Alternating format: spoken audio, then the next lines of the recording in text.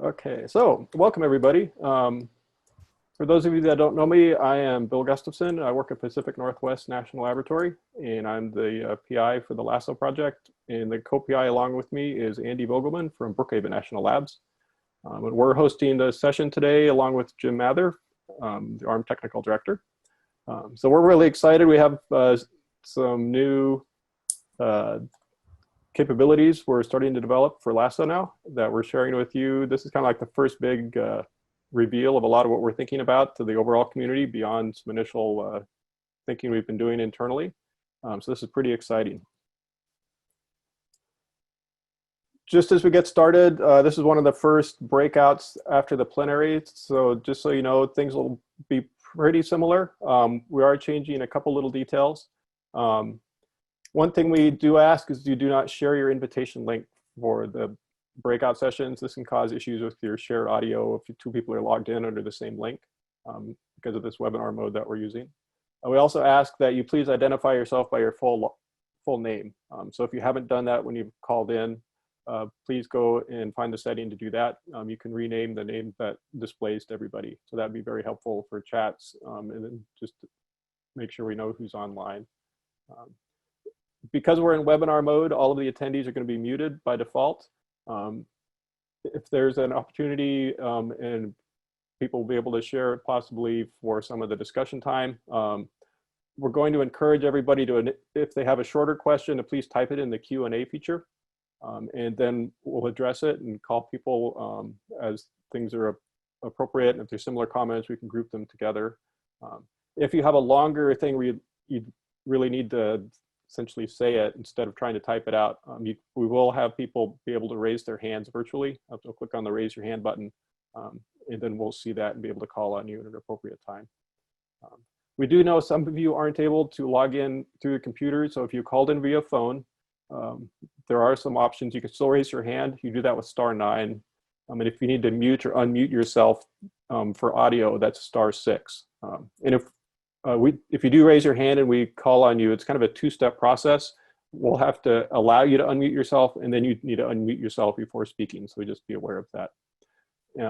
And for the record, we're recording the session today. So please just be aware of that. Okay, go to the next slide. There we go. So our agenda for today, I'm going to start off giving an update of kind of what's happening with LASSO in the last year and some of the releases that are coming out in the very near future.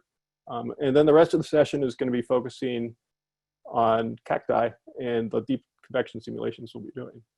So we'll have an overview of the CACTI campaign from Adam Barbel, who is the PI for the campaign. And then I'll be talking a little bit about the motivations and the goals we have for the LASSO scenario and how we're kind of going about the thinking and the development. That'll be followed by Andy talking about how we're going to use some of the observational data and how we're kind of approaching the skill scores for deep convection, because that's going to have to be a lot different than what we did for shallow convection. And then after that, I'll be talking a little bit more about what we're currently thinking in terms of domain configurations and model setups and things like that. Then we'll end the session with open discussion.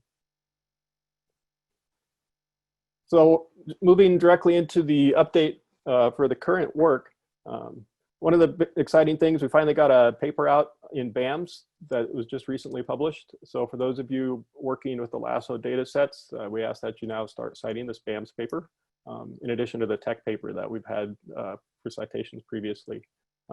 So if you're unfamiliar with LASSO and you want a little more information, you can pull up this paper. It just came out a couple months ago.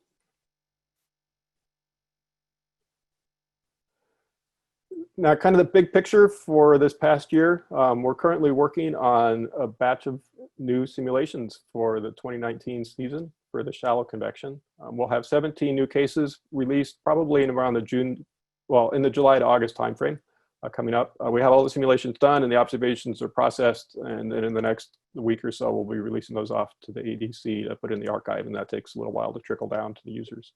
So that's exciting. We also have a couple details I'll be talking about. So I had noted on the first one here for the new releases. The rest of the bullets on here we'll be talking in more detail as we go forward. I've got more slides on those. But basically, we have some changes in the forcing methodologies. We have a new data set on high frequency observations that we're going to be including for the cases now. A new product that's kind of a sidecar product to LASSO that we're starting to take advantage of is the COGS photogrammetry, which is pretty exciting. It's showing some really good results so far. And then I do want to make a note for those of you that are using some of the LASSO forcing data. We have some reprocessing we're going to be doing, and I'll talk about that. And then finally, just so everybody's aware, we recently decided the shallow convection is going to go on hiatus after the 2019 season, and I'll talk a little bit about that on the last slides in this section. So the first thing I wanted to highlight in terms of data changes this year for people to be aware of in terms of how they're using LASSO is that we had to change the way we're using and obtaining the ECMWF forcing data due to staffing changes at ECMWF. So we've gone back and we've looked at a couple different ways to use ECMWF data to generate the shallow convection large scale forcings. There's a set of profiles that ARM has been archiving for a period of time now that are the same scales that we've been using previously. And then we also looked at generating forcings from the ERA 5 reanalysis. And we've done simulations comparing the before and after along with these two alternative methodologies. And the results are pretty similar to what we had before. So for ease of use, and because ARM is already archiving it, we've decided to use for the 2019 season the DDH profiles that ARM's already been archiving. So that's pretty straightforward for us to use, and it's also easy for the users to obtain that in the format that ARM already archives. So that's something that's changing. And also, as we do the reprocessing that I'll be talking about, we're using this new DDH methodology for that as well.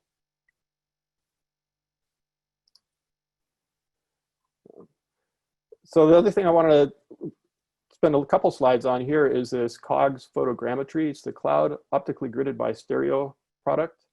Basically, this gives us 3D cloud masks that we can turn into cloud fractions, cloud depths, and things like that to see what the statistics are of the cloud field around the Southern Great Plains region. So this was developed by David Romps and his group. Basically, you have 3 cameras spaced about in a 12-kilometer diameter around the SGP, both looking back towards the central facility, and then they can take pictures of the clouds and determine where in space the cloud edges are over time. So this works for cloud fractions less than a roughly 0.6. And when you start getting higher than that, you get cloud visibility in terms of clouds blocking the clouds, and you get a little more uncertainty in the product. But fortunately for us, shallow convection, by definition, is these lower cloud fractions. So this is a perfect product for us. And it's available from roughly 2017 to 2018 onward, depending on what months you're looking at. So we're starting to take advantage of this in the 2018 and the 2019 shallow convection cases for LASSO. And one of the big advantages of COGS, it's not impacted by insects. So one of the things we've realized over the years that there's a lot of clutter in insects that's kind of confusing the Kaiser R-Skull cloud mask product that we've been using in LASSO. So the COGS gives us a much more detailed picture of the cloud edges. And it also samples a bit more representative volume to get the statistics of the clouds. And one of the things we've noticed is that it pretty much universally measures less cloud thickness than the cloud masking due to R-Skull. And here's an example of that. On the left is some of the plots you might be familiar with if you've looked at LASSO in the past. On the top is the observations from Kaiser R-Skull. So this is basically a time height cloud mask looking straight overhead at SGP. And on the right is the same type of analysis, but from the COGS data set. In the middle row, you have the cloud fractions as simulated from one of our WRF simulations. And then on the bottom, it's a comparison to the cloud mask between the top 2 rows. And basically you can see, particularly just looking at the observations here, the cloud depths are a lot less because of the reduced insect clutter with COGS. And that ultimately leads to a better improvement in terms of how the model comparisons look when we're doing our skill score comparisons. So for example, the equitable threat scores here for these cloud masks jumped to 0.41 when they were originally 0.26. So that's a really nice improvement that we're seeing. If we take those types of analyses and look at them across all of the 2018 simulations, this is what we get. So you can see the frequency bias improves, and the equitable threat score in the middle panel here is noticeably improved in the COGS versus the Kaiser R-score in terms of what we're using for the observational data set when we're calculating the model skill. And then when we combine all the 2D masks together into a net cloud mask 2D skill on the right, you can see pretty much almost every simulation is doing better now when we compare with COGS compared to when we compare with the Kaiser R-score. So in terms of the details, due to the nuances of the way the processing is going and that the COGS is currently an evaluation data set, we're releasing this also as an evaluation product for the 2018 and 2019 LASSO cases. We'll have the hourly COGS data available for cloud top heights up to 6 kilometers. And then we'll also be including a recalculated skill scores versus the COGS in this data set. So this will be available later this year. The next thing I wanted to highlight was the reprocessing of some of the previously released cases. So if you're somebody that's using the currently available data, this is something you need to be aware of. We found a couple bugs in both the variational analysis forcing data set and in the ECMWF data that we're using for the forcing. So the first sub-bullet here, the 2018 var forcing is pretty noticeably impacted. And then there's one case in 2015 that's also impacted. And this is basically due to an issue with incorrectly handling missing data when the var is generated. So that's propagated down into impacting LASSO. We have the new variational analysis data in hand, and once we get 2019 released, we'll go back and rerun those 2018 and the 2015 case. In addition, unfortunately, we found we had a factor of 10 error in the vertical velocities for the ECMWF forcings in the past. So this impacts pretty much all of the previous ECMWF forcing cases. So we'll be reprocessing those as well with that correction. If you're somebody that uses just the ECMWF forcing by itself, a quick fix is you can multiply by 10 for the W and you'll get the correct values. So that's just something to be aware of. We've done before and after comparisons, and it doesn't appear to be a systematic improvement or detriment to the model when we fix it, which is not totally what we expected, but it's kind of in the noise for a lot of this. And like I mentioned, we'll be reprocessing these cases and making them available later this year.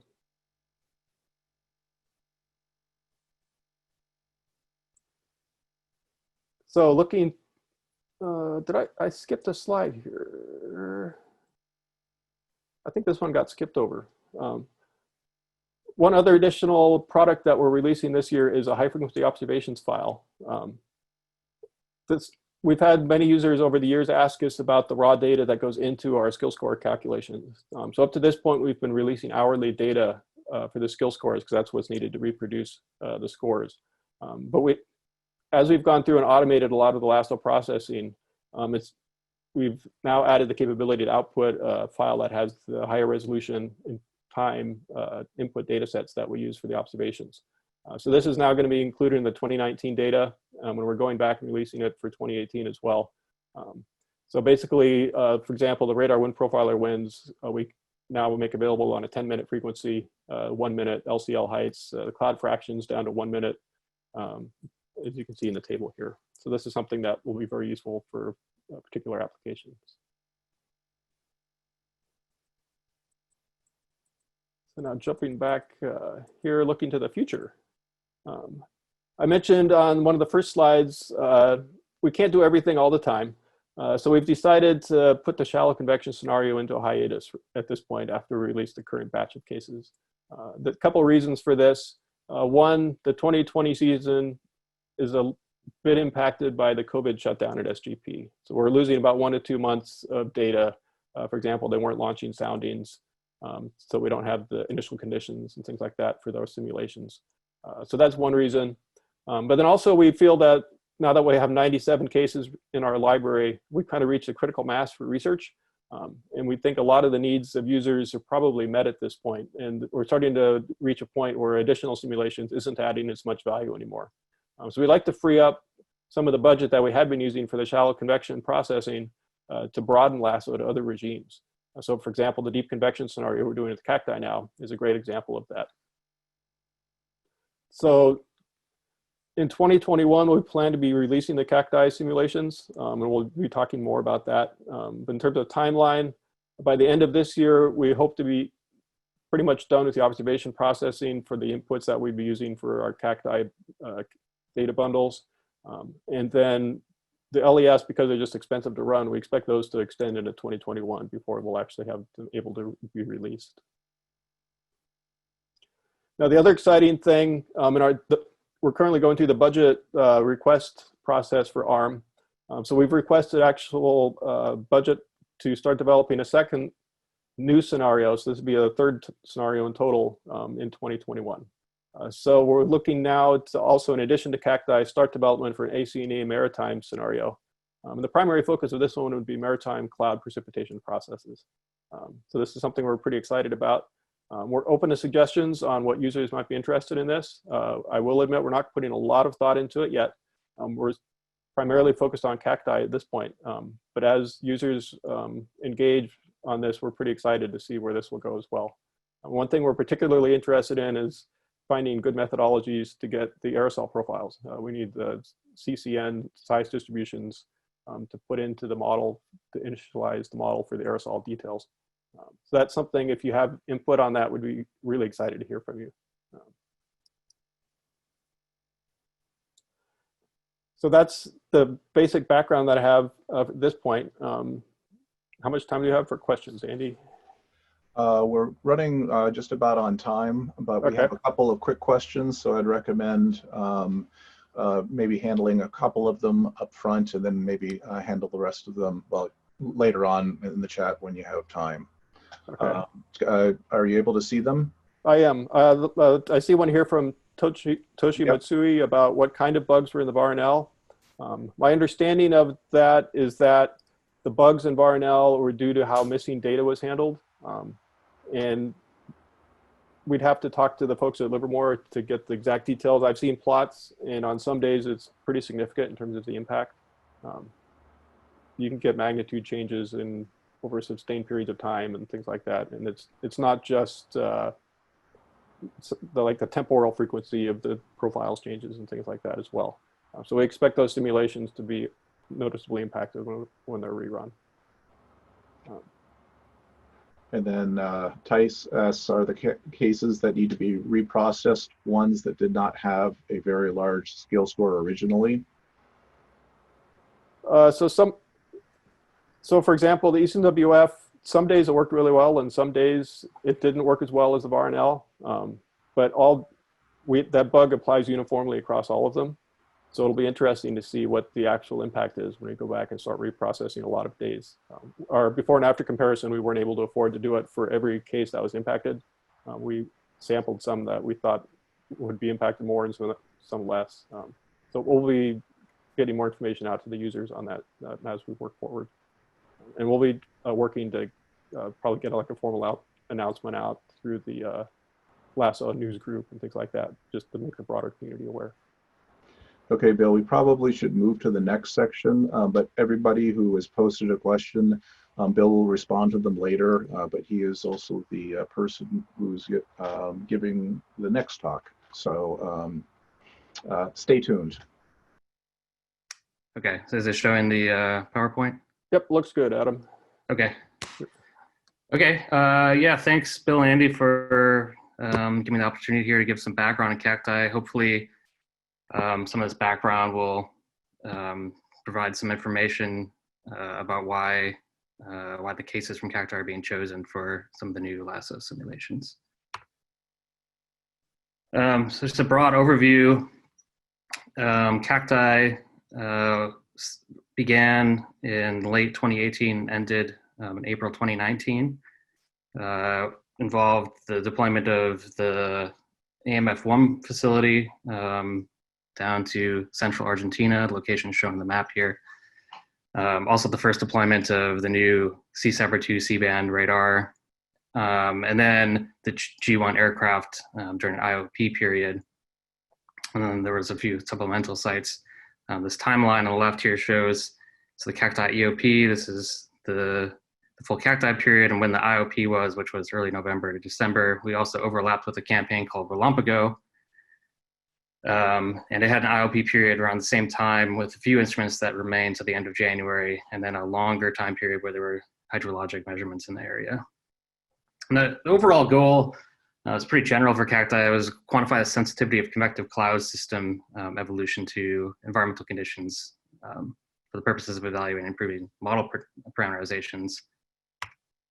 So really looking at land surface impacts on the boundary layer and how that affects cumulus cloud field development, how those cumulus cloud fields interact with the free troposphere.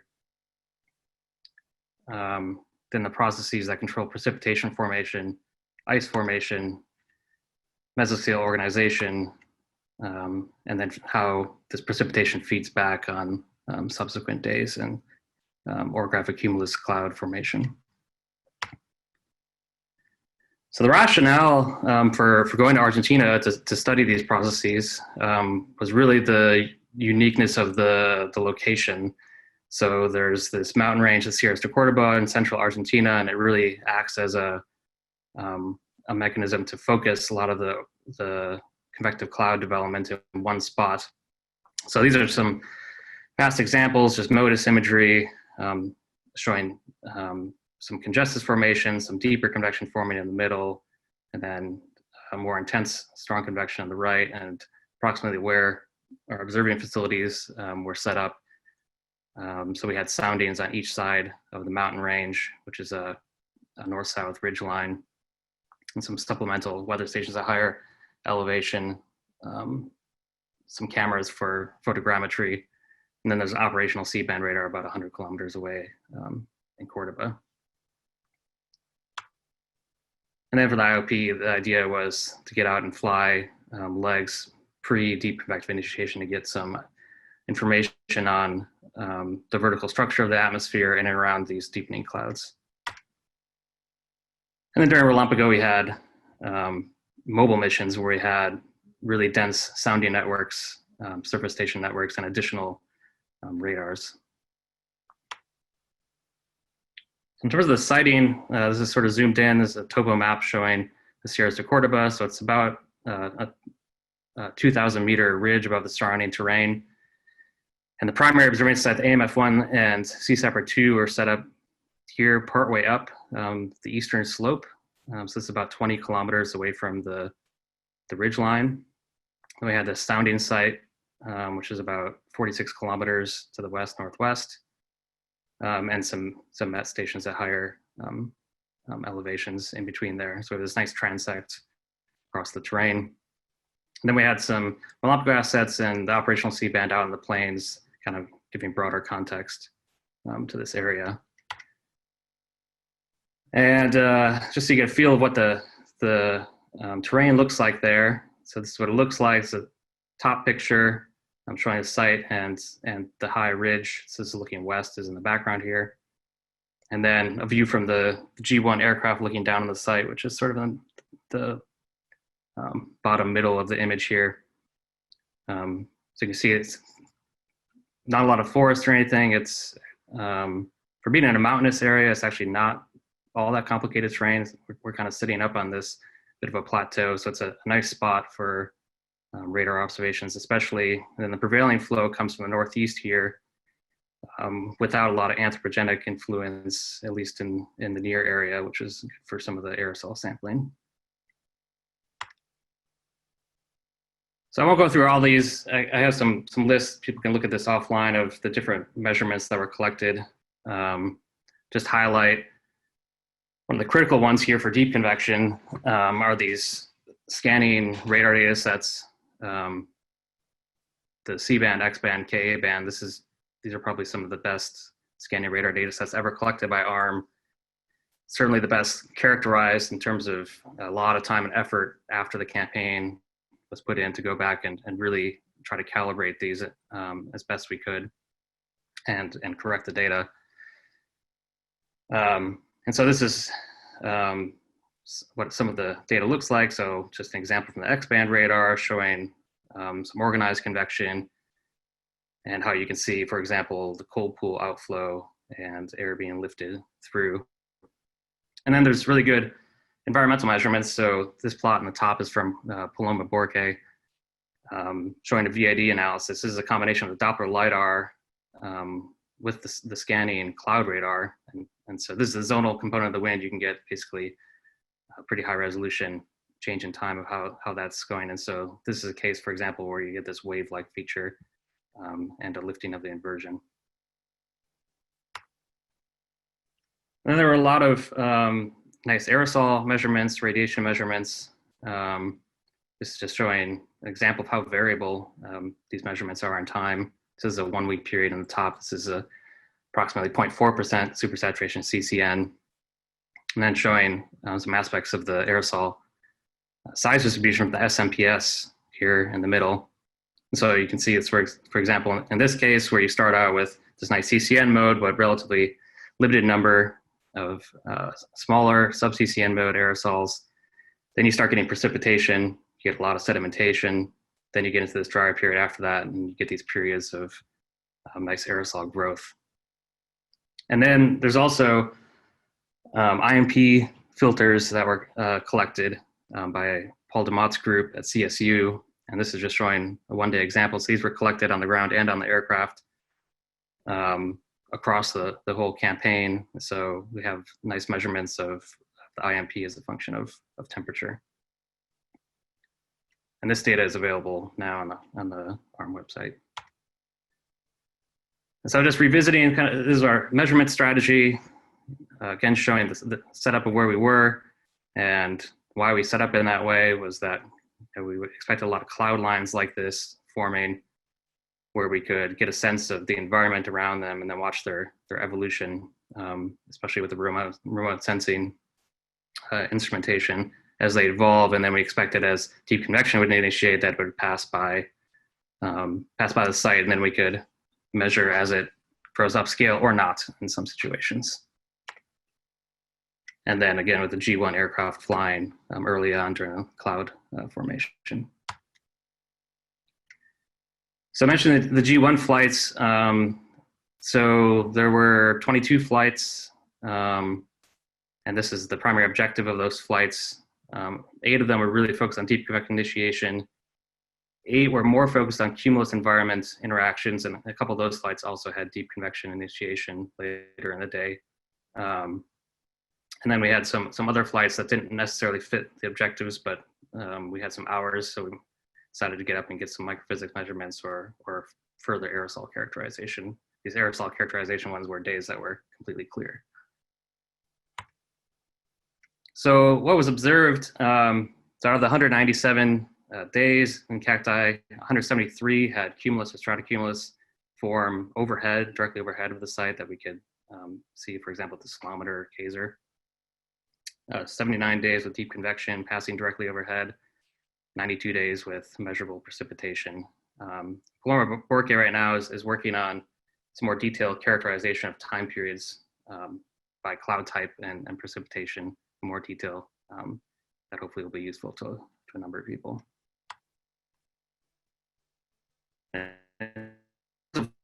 So we've gone through and found close to 20 days that could be potential LASSO cases, trying to focus on more daytime shallow to deep transition cases where we have also good C-band or X-band radar volumes. Of these, there's 7 that have pre-convective initiation aircraft measurements. So this will give you, for example, vertical profile of aerosol properties, for example. 8 days that have mobile, supposed to be Relampico, not Relampibo, missions, where we have some additional radar measurements, a lot more sounding measurements and surface site data. And then 14 days where we have GO16 rapid scan data. This is 1 minute update imagery. So just highlighting a couple examples so you can see what they look like. These are kind of extremes. So this first one is extremely intense and organized. This is on January 25th. This is the evolution on the right of soundings taken at Cordoba every 3 hours. So going from the red to green to blue, this is how it evolves in time. And then you have an undilute parcel trajectory here in blue showing that you have quite high CAPE, 6,000 joules per kilogram on this day. And then this is what the rapid scan looks like. So this is the infrared brightness temperature. And so the AMF site here is basically right where these storms are popping up. They form along this ridge axis just to the east of it, and then continue to evolve and in this case, organize into an MCS. So from the radar perspective, this is what it looks like. So you can see these cells that form on the ridge and then they push off and organize to the northeast. But then we're also doing these hemispheric RHI scans along these radials that are shown on the left here every 30 degrees with the Ka, X, and C band. So along one of those, for example, this is what it looks like in the C band from reflectivity on the top and the Doppler velocity in the bottom, so that you can get a much more detailed look at what the microphysics look like in these systems vertically and what the dynamics look like in the radial velocity. And then the other end of the spectrum, we have weak unorganized cases. So this is another day where there's actually quite large CAPE shown in the sounding in the upper right, something like 2,500 joules per kilogram. And you can see how this day evolves. So cumulus cloud line is forming over the high terrain. At first it looks pretty capped, but then you start getting these pulses of congested clouds that are popping through deeper and deeper, and then eventually you get some ice formation towards the end here that you can see right here. But nothing that organizes into a big, strong storm. So the Ka band, for example, with this cell, this is what it looks like. So you can see the formation of ice and falling out as drizzle that reaches the ground. There's also aircraft that flew through these clouds. So this is the view from the G1 before penetrating this cumulus congestus cloud line. What's happening in this case, you have a lot of shearing, then you have this dry air. So we know from the soundings, there's interpolated sound, RH is a function of time. So in the afternoon here, which is sort of this 1821Z period, you can see there's really this drying in the mid levels. And so there's probably a lot of entrainment of dry air that's affecting formation of this cloud. This is an interesting case because some kilometer scale WRF simulations like to initiate deep convection on a day like this. So it's a good case where maybe LAS wouldn't do that if it could better handle entrainment. 2 minutes, Adam. Okay, thanks. And so just showing, what the aircraft information gives on a day like this, the vertical wind, so you can see the updrafts as we're punching through these clouds, the liquid water content, droplet number, and then we have CCN concentrations, aerosol size distributions. And then one other thing that we've been working on that could help are convective cell tracks. This is work with Zhifeng and Joe Harden. So here's one case. These cells are numbered as they're tracked in time. And right now we have the version 1 code done for that. We're running this for all of CACTI. But you can see, so for example, this is just one case. You can see how many cells there are that are popping out that you can track. And what this will give is when you match this with the hemispheric RHI scans, you can look at the details of these cells as a function of their life cycle. So we know from the PPIs, is this just initiating? Is this a more mature cell that's passing by? Where is this in its life cycle? And we can slice through from south to north or west to east and look at the evolution of these cells. You can see in the Doppler velocity, a lot of times when you have cells overhead, you can actually see the updrafts in the Doppler velocity. So that's all I have. Here's some links to some more information. Also feel free to email me with any questions you might have that I might not be able to answer during the session here. Thanks. Thank you, Adam. Really nice job. We have some questions here. Jiwen, what are the good cases for aerosol cloud interaction studies, particularly aerosol to deep interaction? It seems like the days for the aerosol measurements and deep convection cloud measurements are not overlapped in the table you presented. I'm not sure which table, but so I'll just show this table. It's complicated. So these are all different cases, for example, we've gone through. So some of these, if you look in this rightmost column where it says aircraft, is where we have aircraft measurements. And I would say those are going to be the best days if you want to look at aerosol cloud interactions, because that's where you're going to have information about the vertical structure of aerosols before the convection initiates. So I think we do have a number of those cases where that would be interesting to look at. Okay, another question from Luis Machado. Relampago cacti measured several supercells. Why not pick up one case with a nice BWER and all typical supercell signature? So some of these cases in this table do form supercells, at least for short periods. So November 10th forms a supercell, January 25th forms a supercell. There's a couple of the cases in January that do. So hopefully there will be some of those cases. Yeah, and I can add to that some of the things we'll be talking about later in the session. And because these simulations are so large, we can't afford to simulate every day of cacti or even all the cases that are interesting. So one of the things we're going to have to work with community is how to prioritize what days we really care about. So we definitely want input on that and get feedback from folks.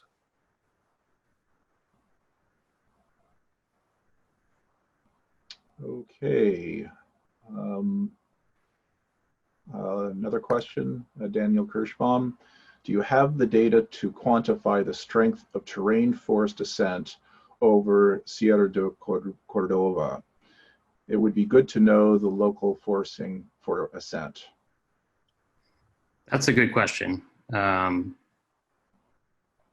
It probably will be tough to quantify. So we have, for example, the Doppler LiDAR at the site, and then we have soundings on each side. But even when we had the dense sounding network during some of the Relampago cases, so Jim Markey, for example, has looked at this. It was questionable how well we were characterizing that ascent, because you have thermal upslope flow east to west superimposed on background northerly flow a lot of the time that's coming in. Sometimes you have even a low-level jet from the north that's being imposed on the terrain. But we could talk offline more about that if you have some ideas about how to look at that. Yeah, that's the kind of thing where we might have to resort to the modeling. Yeah, the modeling would help a lot in that respect. Yeah.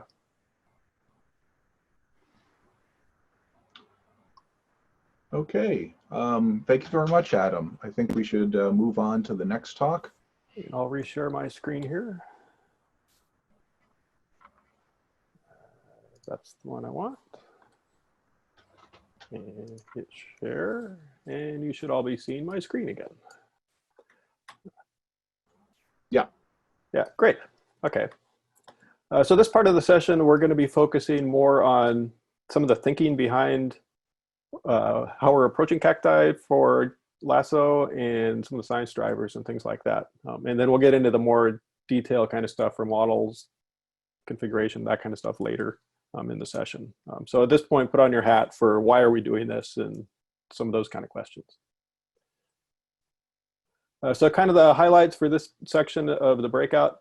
LASSO is geared towards adding value to ARM observations. We'll talk a little bit about that and what that means. Implications of deep convection versus shallow convection. It's much more variable than the shallow convection, and it's much bigger. Basically the two big outcomes, thinking that way. The general storm features in a kilometer scale versus what we'll get from an LES scale are some of the things we need to think through in terms of how we prioritize things. And then I just have a quick note here and a link if people want to get more information. A lot of the foundation for what we're doing in our approach is presented in the LASSO expansion workshop report that was published about a year ago now, I guess. So this is a link to that report. I'll leave this on the screen for just a second if somebody wants to take a screenshot or something like that. So in this report, there's an appendix that has the original white paper that was submitted to DOE ARM for the kind of thinking behind this. And then in the actual main part of the report, there's some more information. Okay, so let's drill down a little more into the details a little bit. So thinking in terms of why we do LASSO, as most of you are probably aware, ARM is primarily an observation-based facility. ARM isn't paid to go out and do modeling for modeling's sake. ARM's essentially providing funding to go out and get observations that are beneficial to the research community.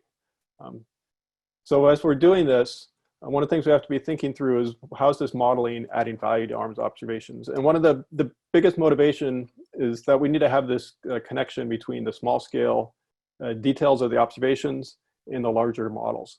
So large eddy simulations are a great way to do that, because that allows us to kind of scale up some of the details and to give plausible connections between what's happening at the larger scales down to what the observations are seeing at the very small scale. Now, the other thing that we kind of keep in mind here, because ARM is mainly providing a tool here to enable research, we're not trying to provide the research essentially kind of tied into a bow, so to speak.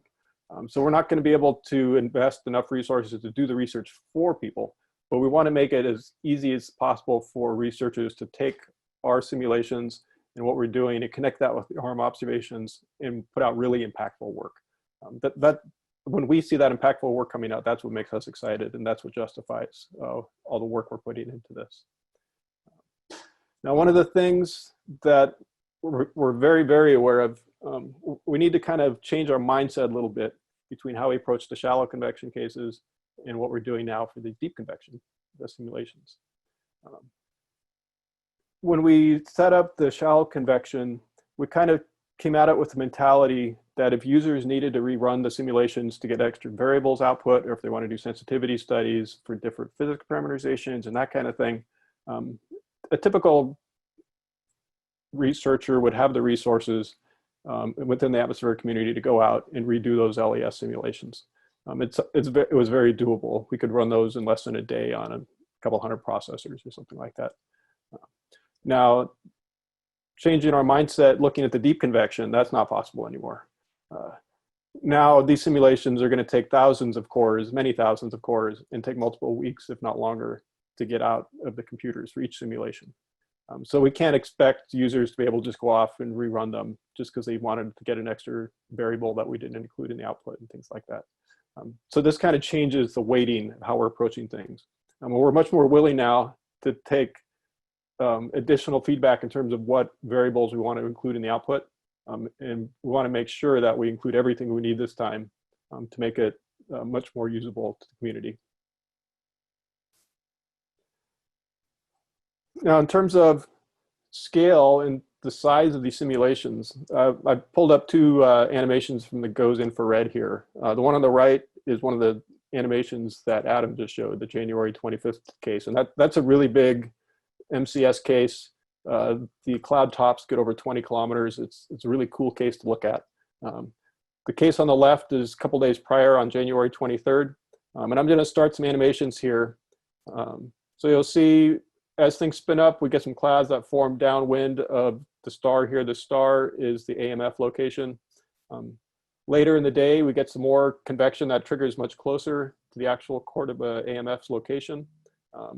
So that's the convection we're interested in. So I'm going to back up here to roughly about that time. So you kind of see we've got this nice big storm system forming pretty close to where the ARM radars are located.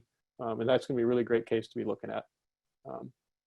Now, as opposed to the January 25th case, so we're running here, we've got a big MCS down to the south in the morning. As the day progresses along, we're going to start getting new convection here that forms and really blows up right over the AMF side. It's perfect. It's a great day. And I'm going to back this up again now to roughly about the same time period as the other animation. So in terms of thinking about how we're going to simulate this, let's think about size a little bit. So each one of these grid boxes on here is a 1 degree by 1 degree grid box. So that's roughly 100 kilometers in each direction.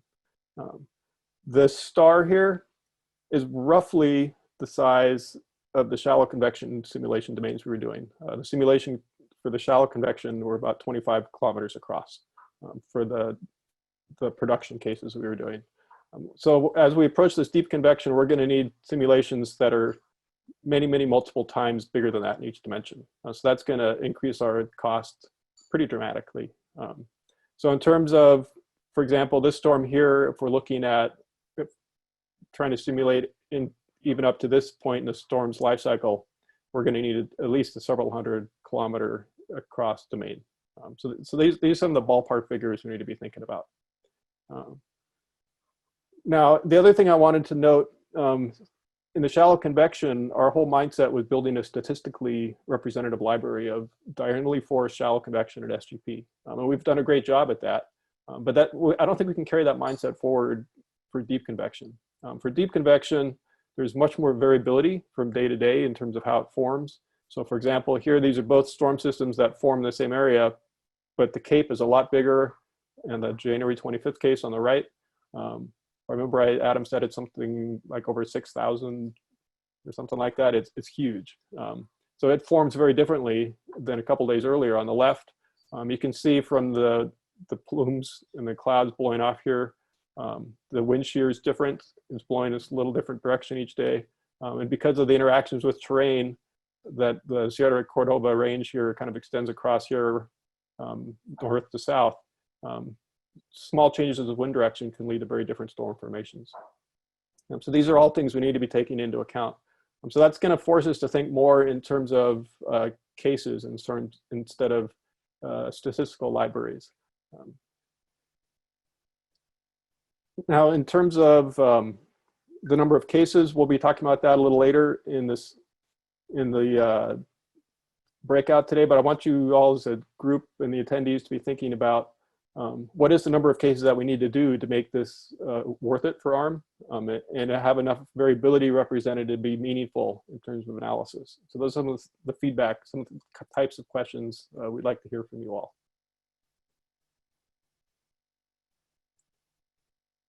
Now, in terms of the science and how that drives our approach, the other thing we're looking at in deep convection is what kind of resolutions do we need? You can do a lot with simulations on the kilometer scale, and for many decades, people have used kilometer scale grid spacings to simulate deep convection and gotten a lot of great research and great understanding out of that. But I think now the community as a whole, we're changing our mindset and starting to realize we need to go to much higher grid spacings for a lot of the work we're doing. I'm just showing some examples on the bottom here. These are figures from a paper by Zach Lebo and Hugh Morrison back in 2015. It's an idealized simulation, but it really kind of conveys the point that I want to make here. So if you look at the 2 kilometer grid spacing on the left, the deep convective plumes are very large and coherent. They're overly big. And this kind of goes back to the talk we heard in the plenary this morning by Andreas. Just kind of talking about the resolution sensitivity and how the high resolutions add so much more detail and information in terms of the convective processes that we can learn from. And Andreas's talk was a great intro to what we're talking about right now. As we go down closer to the LES regime, and then we get into the 100-meter grid spacing, you can see we're now resolving closer to essentially what you could call the actual bubbles and things like that, the thermals within the actual storm system as they go up, and we can actually see the mixing and things like that. It's not just one coherent blob or plume going all the way up from the lower to upper troposphere. So even though these kilometer scale ones are valuable, we still think we need to be getting down to this 100-meter grid spacing in the end. But that being said, we also see a lot of value in still doing these couple kilometer simulations. And we'll be talking about that in terms of our ensemble approach later in the breakout. Now, just to emphasize again some of the benefits we get from increasing resolution. This is another figure from the same Lebo and Morrison paper. So we're looking here at grid spacing on the x-axis versus mean convective mass flux for their idealized simulation. And you can see there's almost like a scale break as you go from what they're calling a CRM regime, where we're getting more plume-like behavior, down to an LES regime, where we're getting more like a thermal bubble-like behavior. So we think 100 meters is right around the sweet spot of what we want to aim for. In terms of the cost and things like that, we might even just going to like 125-meter grid spacing can save a lot of cost. We'll evaluate that a little bit as we go forward. 100 meters is basically our target. 2 minutes. Thanks, Andy. So the other things I wanted to highlight in terms of why we're doing this is the science drivers, because this is really important. It kind of shapes what size domain we need to do, what types of cases we need to pick. Because deep convection is so variable, we can't do everything. In terms of the science drivers we talked about at the LASSO expansion workshop, there were 4 big ones for deep convection, and I've listed 3 here. Convective cloud dynamics is something really important that I think we can learn a lot about from these simulations, looking at things like the updrafts and the downdrafts, entrainment, the thermal-like structures. And then interactions between the clouds and the larger scale environment through cold pools and gravity waves and things like that is something else that hopefully we can get a lot of value out of in these simulations, combining them with the ARM observations. And then finally, the microphysics and dynamics interactions is something hopefully we can learn a lot about as well. The fourth bullet that I did not include here was aerosol impacts on deep convection. I don't think statistically we would be able to really pull that out very easily. So that's something we're choosing not to approach at this point for LASSO. As we prioritize science drivers and kind of narrow down in terms of how that's impacting how we're going to do the simulations, I've kind of grouped things into this top bullet here, the life cycle and behavior of initiating and initially isolated deep convective cells. So one of the things that we talked a lot about at the expansion workshop is the need to make the deep convection simulations affordable. And the easiest way to do that is to shrink the simulation length. We don't think we can afford to simulate the whole MCS lifecycle, for example, particularly like the January 25th case is just so big. At some point it outgrows our domain that we can affordably simulate. So we're going to be focusing more on the early portions of the convective lifecycle, particularly the convective initiation and the early upscale growth as the storm system is growing. And this is really valuable because a lot of the parameterization questions actually are related to these time periods as well. In terms of implication of that on the configuration choices, both initiation and growth require resolving the thermals within the convective cores to understand those details. I mean, they also require very frequent time sampling of the output. So that's something we're taking into consideration. So this is the last slide for this section. Just a couple of questions I've thrown up as people ponder some of the things I've talked about. And we'd love to get feedback in the Q&A here in terms of what you think are the high priority science drivers and if we missed anything. We'll talk about model or configurations and things in the later part, so you don't have to worry about that in the Q&A yet. But I did want to take a couple of minutes right now to think about the science and what are the benefits we can get from the LES and combining that with ARMS observations.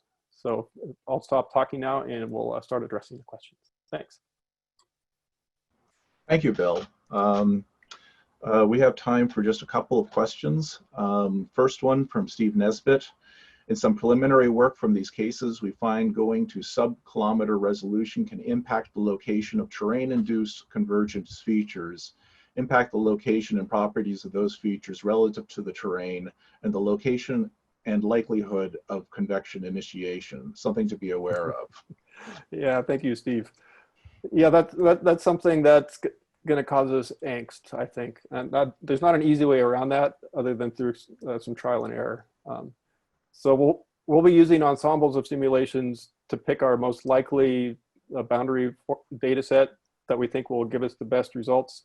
But as we then add on the higher resolution simulations, things aren't going to match exactly to the core scales, and we'll have to see what happens. We might have to shift domain locations and things like that. Okay, and I guess we have time for one more.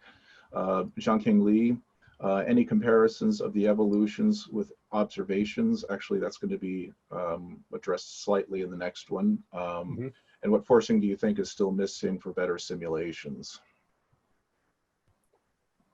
In terms of what forcing, so I'll talk a little bit about the specific forcings we're using later, so I won't go into that now. There are some issues in terms of like surface variability and initializing soil that I think we have some open questions on.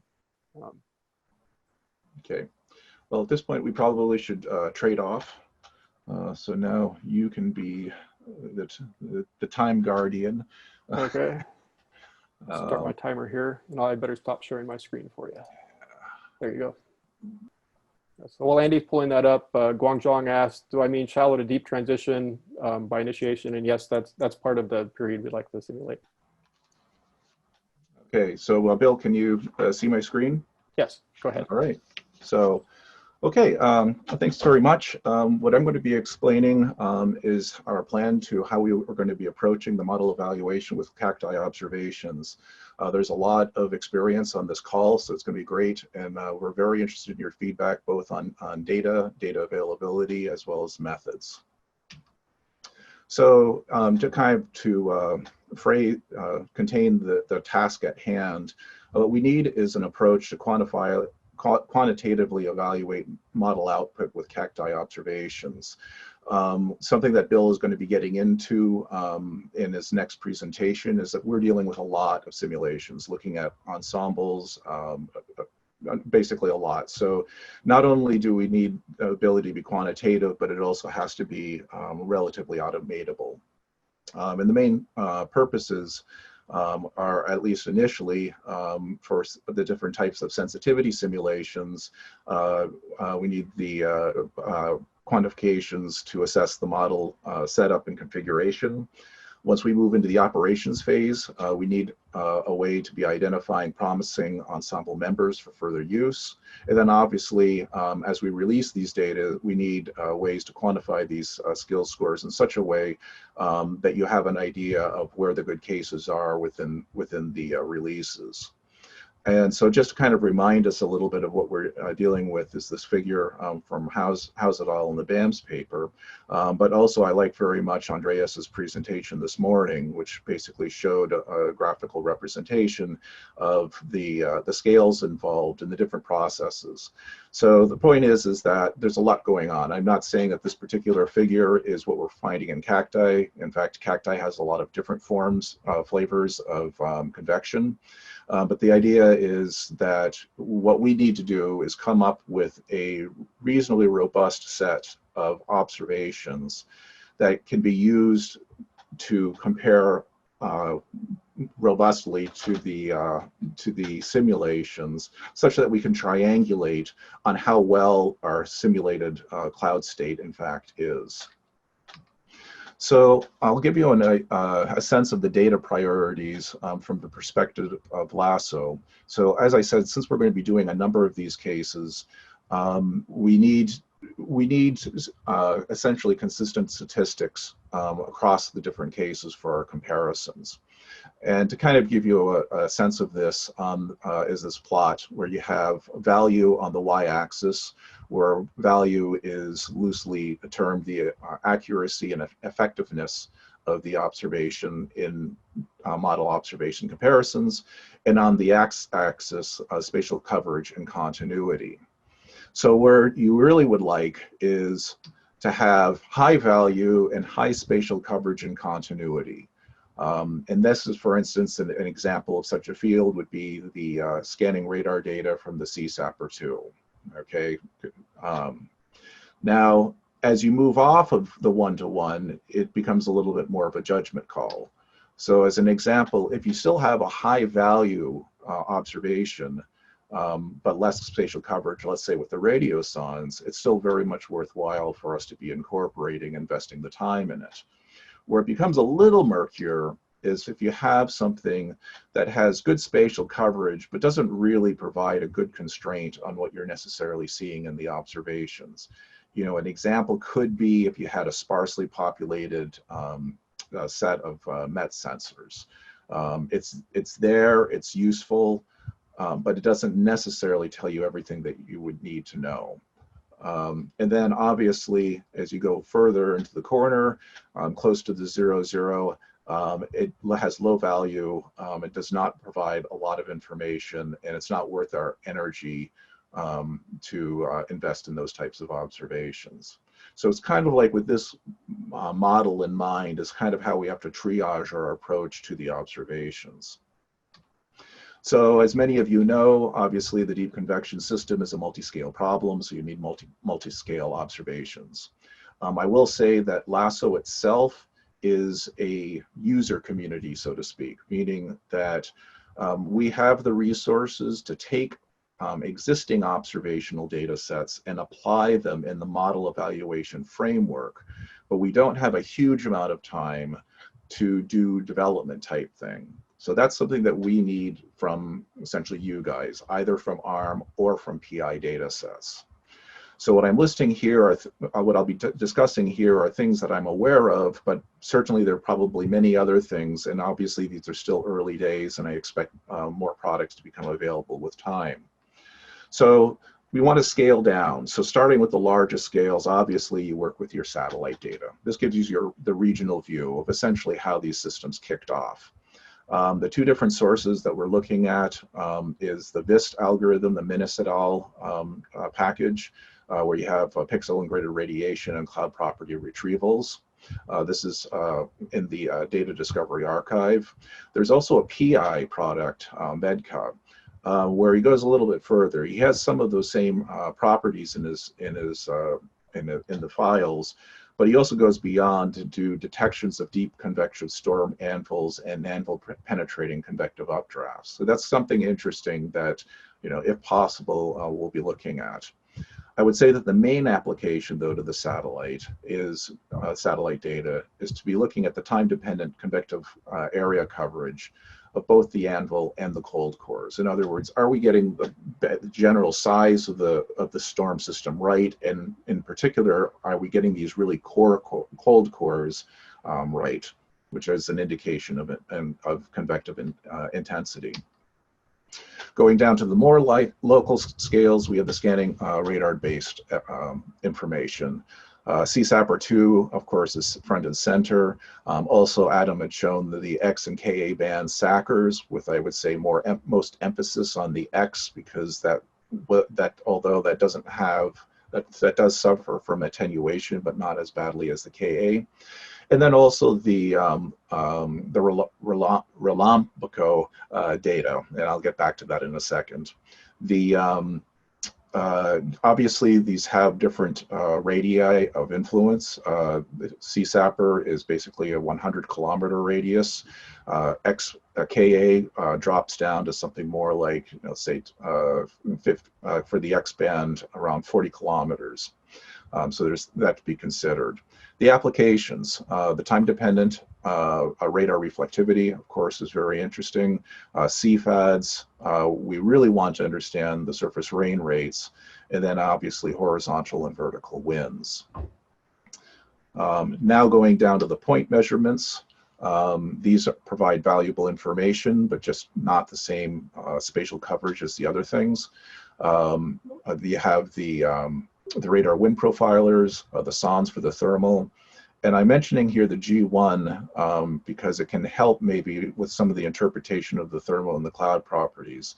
I will say, though, that we would be most interested in G1 as a way of evaluating or assessing what other measurements mean, because the G1 was not necessarily flying on all the days that we're considering, and so we want to have continuity. So the G1 data could be very helpful from the standpoint of providing some background information or background evaluations. So this is a first crack, if you will, at the list. Like I say, I'm hoping that people will come forward with ideas on PI products and things like that they will be mentioning. I will explain some of my question marks here. With the Relambico data, obviously there's a lot of quality data there, but one of the things that we have to keep track of is going forward is that when we release data bundles, the LASSO data sets, we will also want to be releasing the observational components as well. And so there's a question that has to be worked out as to whether that we would be able to have that sort of permission in order to be releasing those data sets. I also have some questions about the horizontal and vertical winds. I understand that there were some leveling issues with the radar wind profiler, so maybe that's going to be a little bit more complicated to get the vertical component.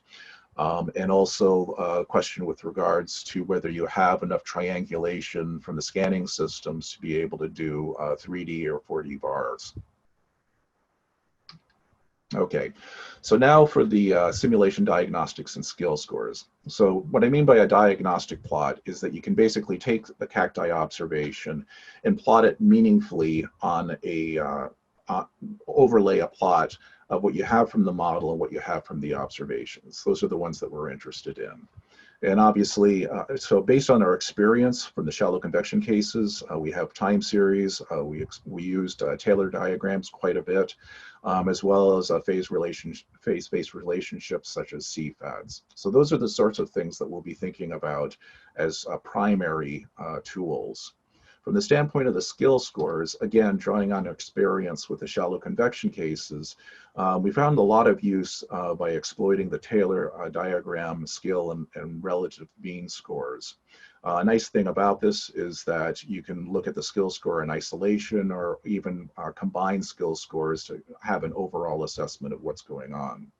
So to give you a sense of what this kind of looks like, plotted here as a function of time and altitude is the top, the average cloud top where the radar reflectivity exceeds 40 dBz, and basically hits that threshold. In the black line, you have the result from the CSAPR2, and in all of the color lines are 20 different ensembles. And I'll point out that this is only 20. Bill has actually run many, many more than that. And you can already see how confusing it is to try to figure out who is doing best. The Taylor scores, which are familiar to most of the people on this call, basically look at the correlation and the standard deviation of the time series. And so in this particular phase space, perfect agreement is where the red dot is down there on the x-axis at 1.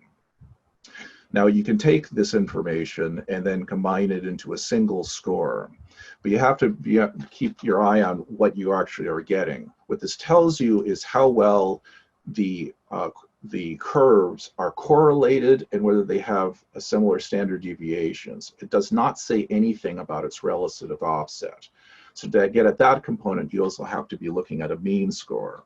And if you provide a skill score for this diagram you're seeing right here, plus the mean score, you could put it on this XY plot like this. So in this particular case, we have been able to characterize the skill of these different model simulations, where perfect agreement is up in the upper right-hand corner where the red dot is with 1, 1. So obviously, as you approach that line, the better you're doing. The dotted concentric circles, if you will, are basically showing levels of equal skill quality. And so in this particular case, it happened that simulations number 4 and 1 for the Thompson scheme performed the best. And that is shown on the left-hand side here as isolating things out.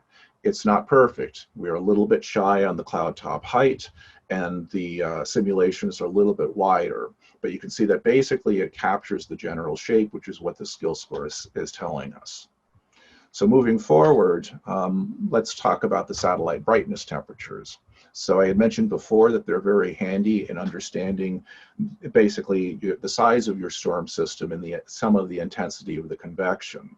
So that's shown in these two different time series where these are area versus time plots. The top one is for the anvil brightness temperature taken to be 240, which is a socially acceptable value commonly used in the literature.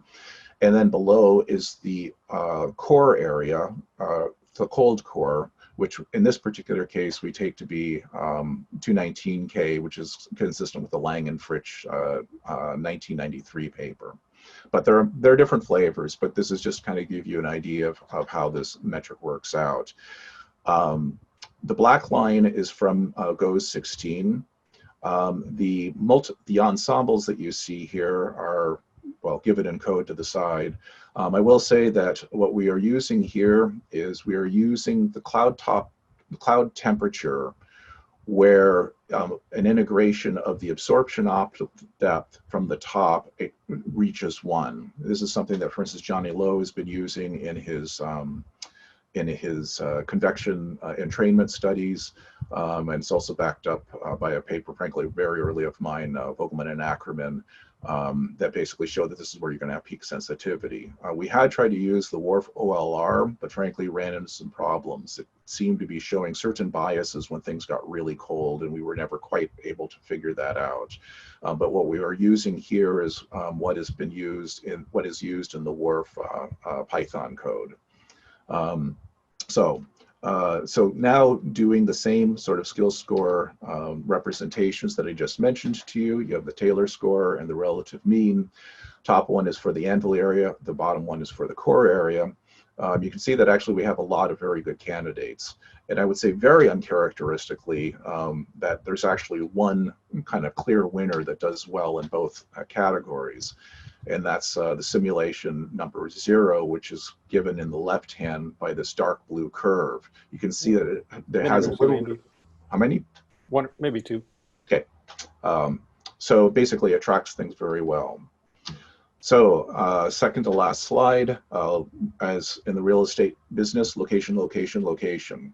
Something that I've sort of glossed over in the prior discussions is that you need to have your AMF site in the same relative location to the storm systems as are observed. Okay. So we cannot necessarily expect the storm systems to evolve exactly where, exactly in the same place in the models domain as was in the observations. And so what we're proposing is to do minor shifts in the AMF location within the model grid to make a consistent relative distance to observed features. What do I mean by a feature? So I had mentioned before the satellite anvil and core analyses. As many of you probably are familiar, there are many different tracking algorithms out there that basically identify certain features that can be tracked forward in time. There are many different flavors. This figure is from Jus paper, which kind of gives you an idea of what we're looking at. The red are the convective cells. So those are the sorts of things that the CSAP will pick up really well on. But what we get out of the satellite is this dark outline, which is the cold core system taken to the 240 Kelvin. And then you have your cold cores embedded within this. So normally what we do is we do these tracking analyses to understand lifetime effects of the systems as storm systems split and merge during their life cycle. But what we're proposing, though, is that what we would rather do is do reverse tracking. And the idea is to identify the object closest to the AMF that is basically mostly responsible for the observations that we're seeing there. So we're proposing a two-pronged approach. You first start with the satellite data, work it down to the level that you can get with that, and then follow up with the radar analyses, where you basically look at radar reflectivity objects or clusters. And so based on this type of analysis, we propose to use this to kind of essentially reposition our virtual AMF location. So that's it for the presentation. That gets into the discussion items. I'll just quickly zip through these. I'm interested in knowing whether there are additional suggestions for observations or analyses.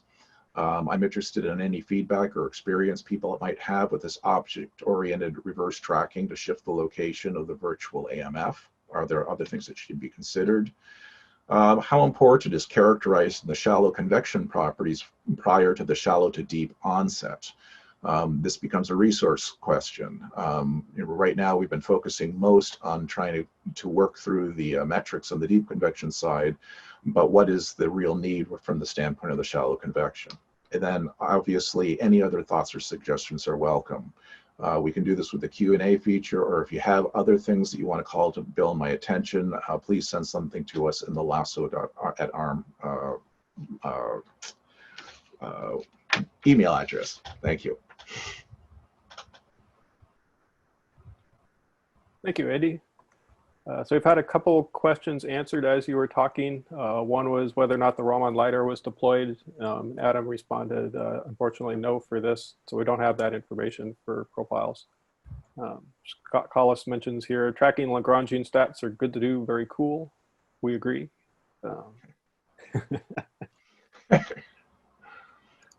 Let's see here.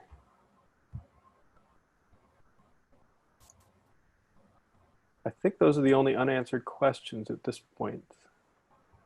Okay. We've got people another minute to type anything in if they would like. And we really want to have some discussion going in the session because we want your guys' feedback. So feel free to throw anything out.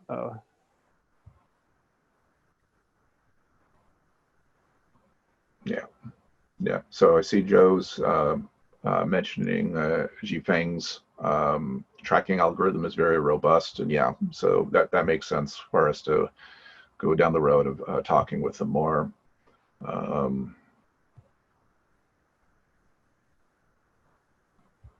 Yeah, and then Jifeng, let's see. Well, let's see if there's anything. There is a question here from Roll Neggers about potentially data volume and how we anticipate users to use this data. And I do bring that up later. So I think we'll put that question on hold for now. We'll come back to that. Yeah, yeah. Bill will definitely touch on this. Steve Klein's asking about surface precipitation availability. Yeah, there should be. I expect Joe to weigh in on this, but there should be some calibrated capabilities to basically extract the regional estimates from the CSAPR too. And I see that the Relampago data sets are free to use, so that's good to know. I mean, this is something that we've needed to be careful about it in the past. So I like the preliminary, but I guess I want to make 100% sure that our repackaging of it does not intrude. This is something that we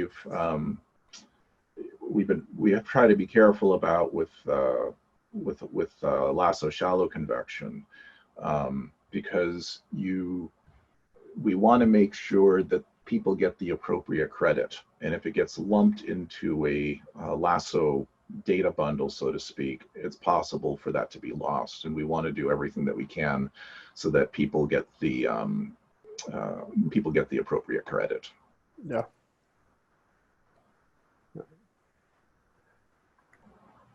Toshi Matsui asks, how about doing column classification, for example, convection, transition, stratiform for skill scores? Yeah, I mean, I actually thought about that. I didn't have it on my slide, but I saw in the Q&A earlier this morning, Courtney mentioned that. I'm thinking, oh yeah, I should have had that on my slide. I almost added it to my radar slide, but I figured I should stop fussing with things. So good, very good suggestion. And I think the last one we'll do now before we move on, just in the interest of time, Zhi's asking, what is the process to get community feedback on case selections and model configurations, output variables, eventually, et cetera, et cetera? Well, definitely. So, I mean, chime in on this, but Bill and I had discussed, kind of once we kind of had our battle plan, is to put something out for the community. In particular, especially when it gets into the nitty-gritty things like different variables that people would like to have stored, or how they would like to have these packaged. These are the sorts of things that it's not, this type of forum isn't the right way to do it, but it definitely is something that we will be soliciting input from the community on things. And I'll emphasize, there's the lasso@arm.gov email. It'll show up on a couple of the slides here, but that's a great way. That goes straight to Andy and me. And if nothing else, then we can collect that information to redistribute as appropriate later too. Yeah. Okay, so I'm going to share my screen again here for the next section. And I did notice we have several call-in attendees. So if you're looking at this on your own screens, this is slide number 25 on the combined larger slide deck. And so that's where I'm at right now. Okay, so this part of the session, we're going to get a little more into the details in terms of what we think the modeling would look like. So now we can get into the nitty-gritty that a lot of people like to discuss back and forth in terms of, well, what can we afford, what can't we afford, and all those kinds of fun things. So there was a couple questions that have come up in the discussion so far, and Andy showed some ensembles already. And even though we can't afford to do large eddy simulation ensembles for CACTI, we still think there's a lot of value in using ensembles as part of the larger workflow in terms of how we're approaching this. So for example, running one deterministic forecast model isn't necessarily going to get the convection as close to the observed convection as we possibly can. So we're planning to be running kilometer scale simulations to test the sensitivity for each of our cases of interest. And on the right here, I'm showing an example. Right now, we're looking at the ERA 5 ensemble data simulation set of simulations. So they've got 10 members that they produce on raw model levels that we can take advantage of. There's also the Global Ensemble Forecast System, or GEFS. They produce 21 members every day that we can take advantage of. And then there's the deterministic ERA 5 reanalysis at higher resolution than their ensemble, as well as the final FNL forecasts that are essentially similar to GEFs, but it's again higher resolution, the deterministic version. And I'm showing examples of all those on the right here. This happens to be at, did I put the time on here? It's either 20 or 22 UTC, the January 25th case.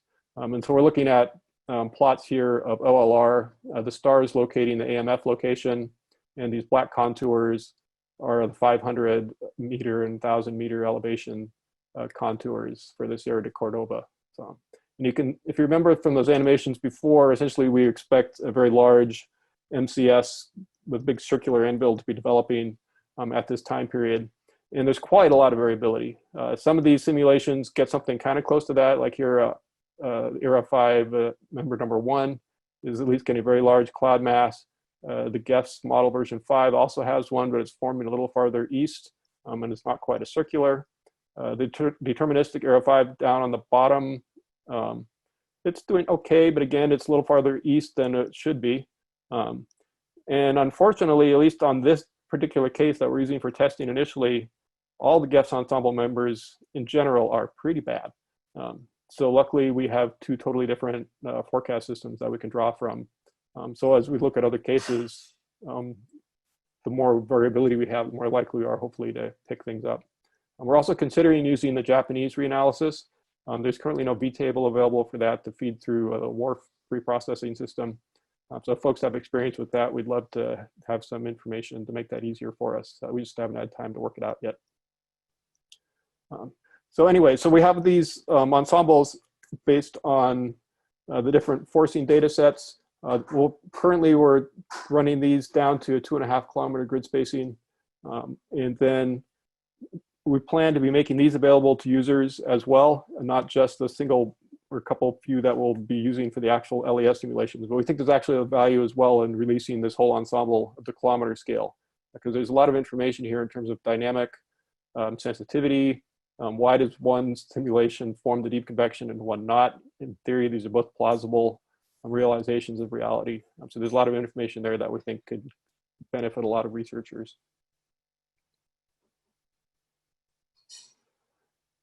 In terms of domain configurations, looking at the highest resolution simulations, pretty much because of the type of simulation we're looking at, you could probably consider these hero run configurations. And that's why I talked before about needing to put a lot of thought into what we're doing and making it as easy as possible for users to get the research done without having to reproduce anything. We'll have big domains, high resolution, and for the type of science we're looking at, frequent outputs. We're planning to do what typically is called nature runs. So these are nested WRF simulations in a deterministic sense, where we nest down from the forcing data set down to the LES. The inner location, or the inner domains location, we expect will have to shift depending on the particular case. So we can't afford to run a large LES domain that would cover all possible storm locations across all the cases of interest. So we'll, depending on the day, if the storm forms on the northern side of our area of interest or the southern side, et cetera, we'll shift things around appropriately. Here's an example of something I'm testing right now, and I've run simulations down just to domain 2 at this point. But this is one way we could approach the LES simulations. So here we're running 4 domains. The outer one is a 7.5 kilometer grid spacing. The inner one is 100 meters. And this inner domain, domain 4, it's a little over 200 kilometers by 277 kilometers across. So you're looking at several thousand grid points in each direction, roughly. In terms of cost for this sort of thing, and I'll have some information on that a little bit, but this is basically the largest we could feasibly consider. For some simulations, we could probably go smaller than this. For the really large storms, depending on how long into the life cycle we want to look at, this is about the biggest we can afford, we think.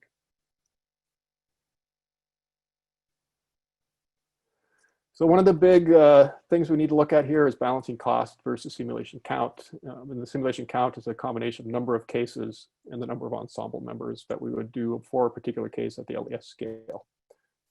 So one of the things we'd love to hear back from the community is how they value the priorities we put on the number of simulations per case, essentially the case ensemble, versus the number of cases in total. Is it more valuable to have a lot of variability in the types of convection we're portraying, or do you want to essentially nail down all the details and the sensitivities for a particular case? So that's something that we need to be working through. At this point, we're kind of leaning towards 1 to 2 simulations per case, which would allow us to do twice as many cases. But that's something that we're open to debating back and forth.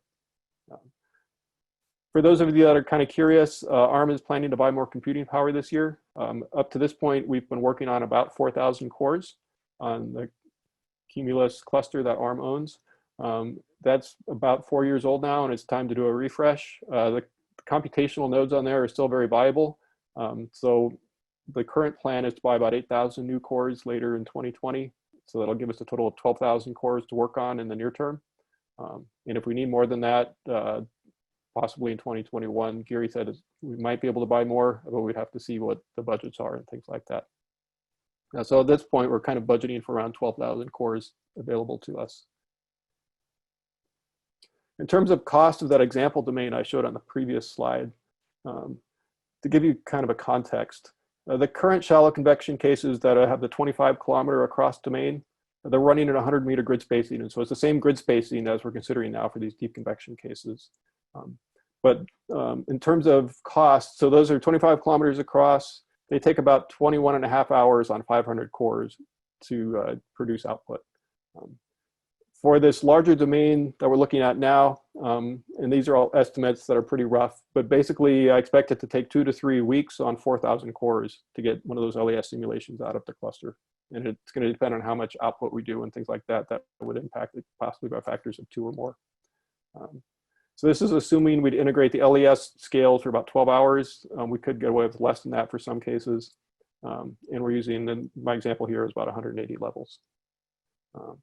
If we extrapolate this out in terms of available computational time, that gets us out to roughly about 10 cases per year. We could probably pull off on these 12,000 cores if we ran about 2 to 3 LES per case. And then this is also taking into account, we want to simultaneously be doing tests for ENA and some other things like that. So it's 10 cases. Should we do like 1 LES per case to get 20 cases, or do 2 LES and they get 10, or we can do 5 LES and get just 2 cases. Those are the kind of trade-offs we need to be thinking through. In terms of model physics, we're taking a pretty straightforward approach. Deep convection obviously isn't needed at the LES scales. If we run the outer 7.5 kilometer grid, we'd probably keep convection on for that one, but most of the smaller grids, we wouldn't use it. Currently, we're comparing the P3 with 2 ice categories versus Thompson. We're noticing Thompson is giving a taller cloud than with P3. And at least for the case we're looking at, that seems a little more realistic.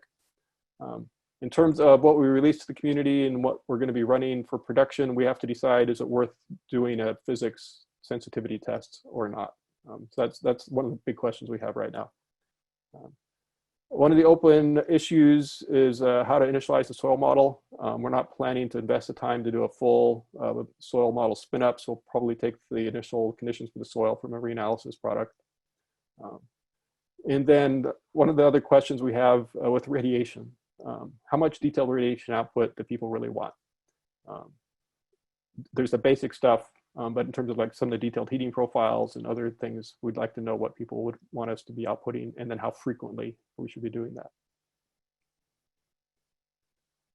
The question that came up earlier that I said we'll put off in terms of model output. So there's a slide to kind of give you an idea of the sizes we're looking at. Rough ballpark figures, each domain as you increase resolution, we're going up almost a magnitude in terms of volume of output. So these are rough calculations based on just a typical WRF model output without adding or subtracting any additional variables. The 2.5 kilometer domains, for those grid spacings, we get about a 1/4 terabyte of data in terms of just model snapshots if we output every 10 minutes. And this is on a per case basis. The LES domains, I'll come back to this first bullet here about the 500 meter grid spacing. In terms of snapshots at the 100 meter grid spacing, if we output every 5 minutes during the 12 hours that we integrate the LES, that'd come out to about 20 terabytes of data per LES simulation. And then we think for at least portions of the simulation, when we're having very quick change in the cloud conditions and things like that, we want to output much more frequently. So for example, if we output every 1 minute during that time period for 4 hours of the simulation, for example, that would take about 33 terabytes of space. We also think there's a lot of value because we're running at such high resolution and we're very interested in these thermals and things like that. There are portions of the run where we want to output essentially less than every minute. Is 10 seconds the right number? Is 2 seconds the right number? Those are some things we'd love to get input on, and particularly if people have looked at this kind of thing in the past, we'd like to see your experience with that. If we want to start doing thermal tracking or something like that for your research, you'll probably want to be down around a 10-second time frame. And if we do that, we want to know what variables do we need to output at that frequency, because we wouldn't be able to do it for everything, but we might be able to do it for the winds and condensates or something like that. So yeah, here I was just mentioning in terms of what variables people are interested in. So obviously we'll output the standard meteorological fields. We'll probably be outputting microphysical process rates, because that's very important for deep convection. Which ones of those rates are of highest priority? We'd love to hear that, because there's a lot of different ones we could output depending on the scheme we use. Which radiative heating profiles are of most interest or in the radiation details. In terms of radar reflectivity, there is just the basic reflectivity output by WRF. In theory, we could also go offline and output run a forward model, CRSIM or something like that, to do additional radar retrievals. Or that's something we could leave to the research community. So that's something that's up for debate at this point as well. We do see a lot of value in also archiving the restart files. So if somebody wants to go back and output every second, we can pick up a restart file on the appropriate hour and rerun just for that time period. We think that's something that'll be of extreme value. So that's something we'll be looking at as well. So kind of the big picture, does this quantity of data cause you angst? And if you've done this sort of thing in the past, it should. If I add all this up, just a rough estimate, if we ran 10 cases with 2 LES per case, just 100-meter grid spacing output would basically be about a petabyte of data to do this CACTI setup. And that's ignoring any sub-minute outputs, ignoring the restarts, and ignoring all the space for the outer domains. And one of the things that I said I was going to come back to is this question about 500-meter grid spacing. I'd like to know how many people are interested in the 500-meter grid spacing, and would they find value in that? Is it adding enough information over the 2.5-kilometer grid to be useful, or do we just jump all the way to 100 meters? The 500 meters kind of in that terra incognita that's kind of problematic in a lot of ways. So we have to decide how often do we output at that 500 meters. That domain will be bigger, and that's the biggest advantage I can think of in looking at that, because we'll have more area to look at.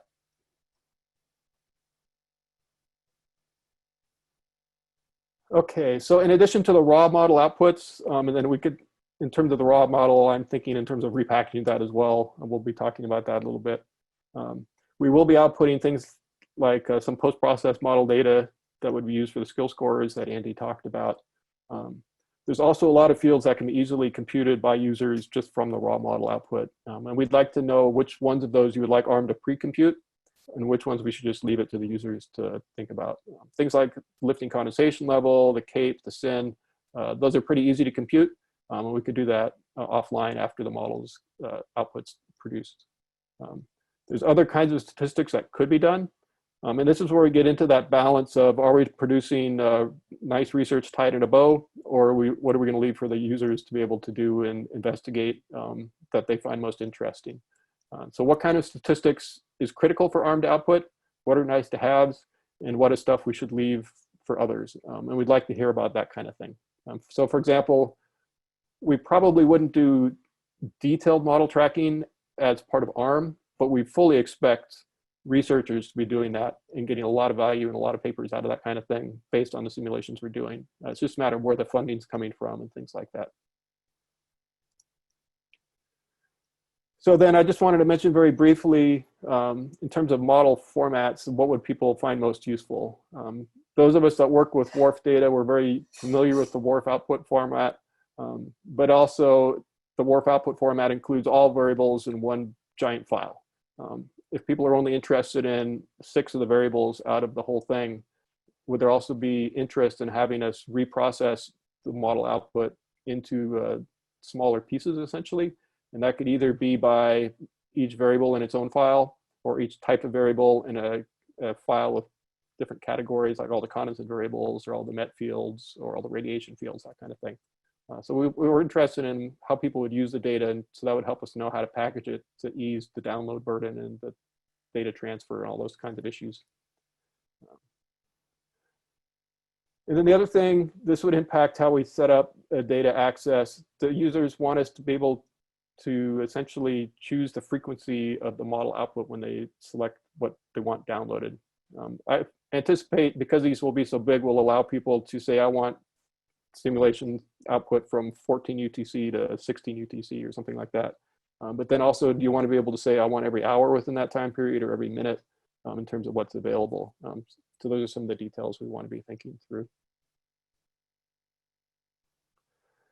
So those are all of the slides I have at this point. And we'd scheduled 20 minutes at the end of the session today for just back and forth and discussion. And we're hoping this will go well through this Q&A feature. And if somebody does have something they want to say verbally to the group, that'd be a little longer than just typing out, you can go ahead and raise your hand and we can open you up as well.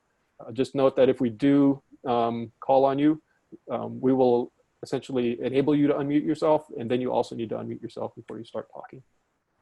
So with that, Bill, I think I'll open the floor. As the saying goes, careful what you wish for. Yeah. So the chat room has been very active. This has been great. I'm going to try to ferret through this a bit.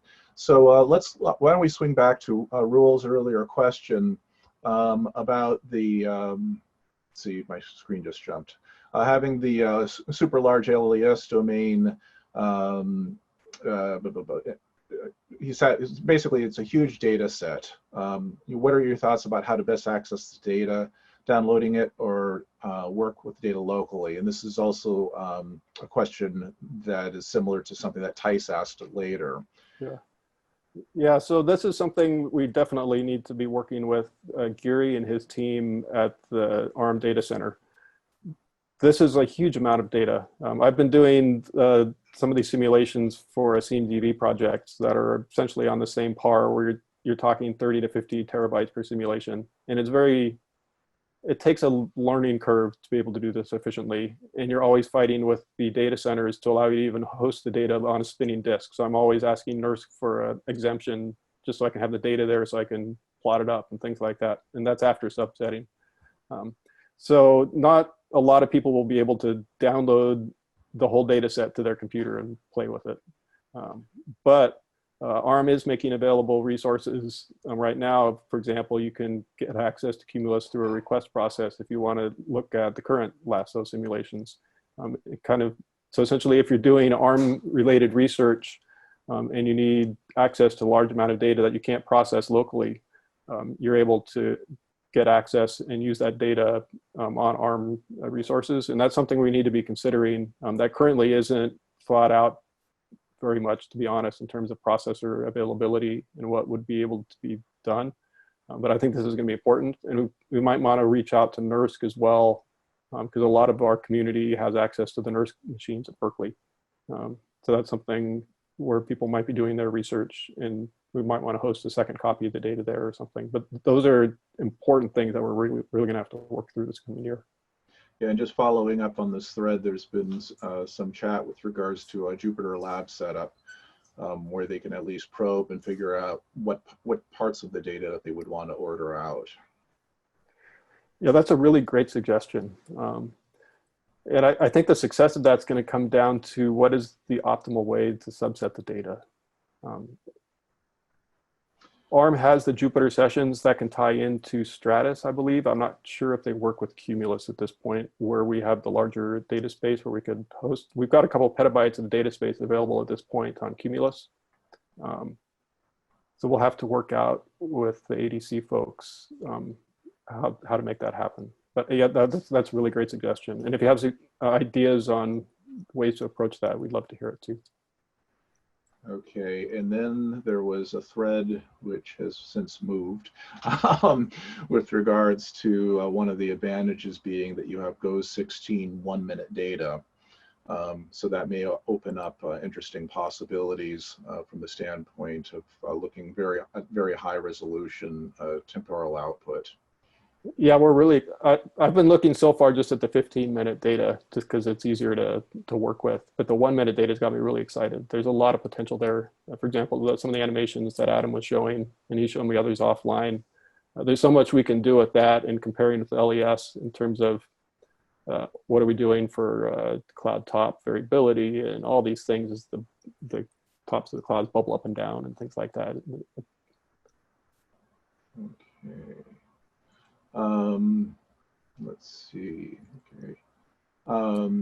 Tice says if the LES grid spacing is 100 meters, then the coarser output grid 200 meters. Spacing might be reasonable. The rest is just grid noise. So I had a reminder pop up at halfway. Sorry, can you repeat that? So what's the grid noise? He's saying that if the LES grid spacing is 100 meters, then the coarser output grid 200 meters. Spacing might be reasonable. The rest is just grid noise. So I'm not quite sure where Tice is going with this. So in terms of like model effective resolution, a lot of the detail at 100 meters, definitely one would have to question point-to-point variability. So one could take that 100-meter grid spacing and coarsen it up to say 500 meters and make that available to make it a more affordable product to work with. And or even coarsen it up to 1 kilometer or something like that. And that's something that could be of interest if that's the kind of thing you're thinking about, Tice. Okay. Scott Calls noting that ADC does have a Jupyter Lab setup. Sorry, I neglected to include that earlier in the discussion.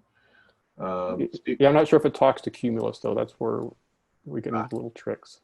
Okay, and Cumulus is of course where we're doing the simulations. So yeah, for the Steve Kruger, I would strongly encourage limiting the number of runs in order to do a 2 or 3 higher resolution, larger domain runs. Each run will be like a field experiment and focusing interest on a small number of cases that would be useful to motivate collaboration. Yeah, so a vote for more cases with detail. Yeah. Let's see.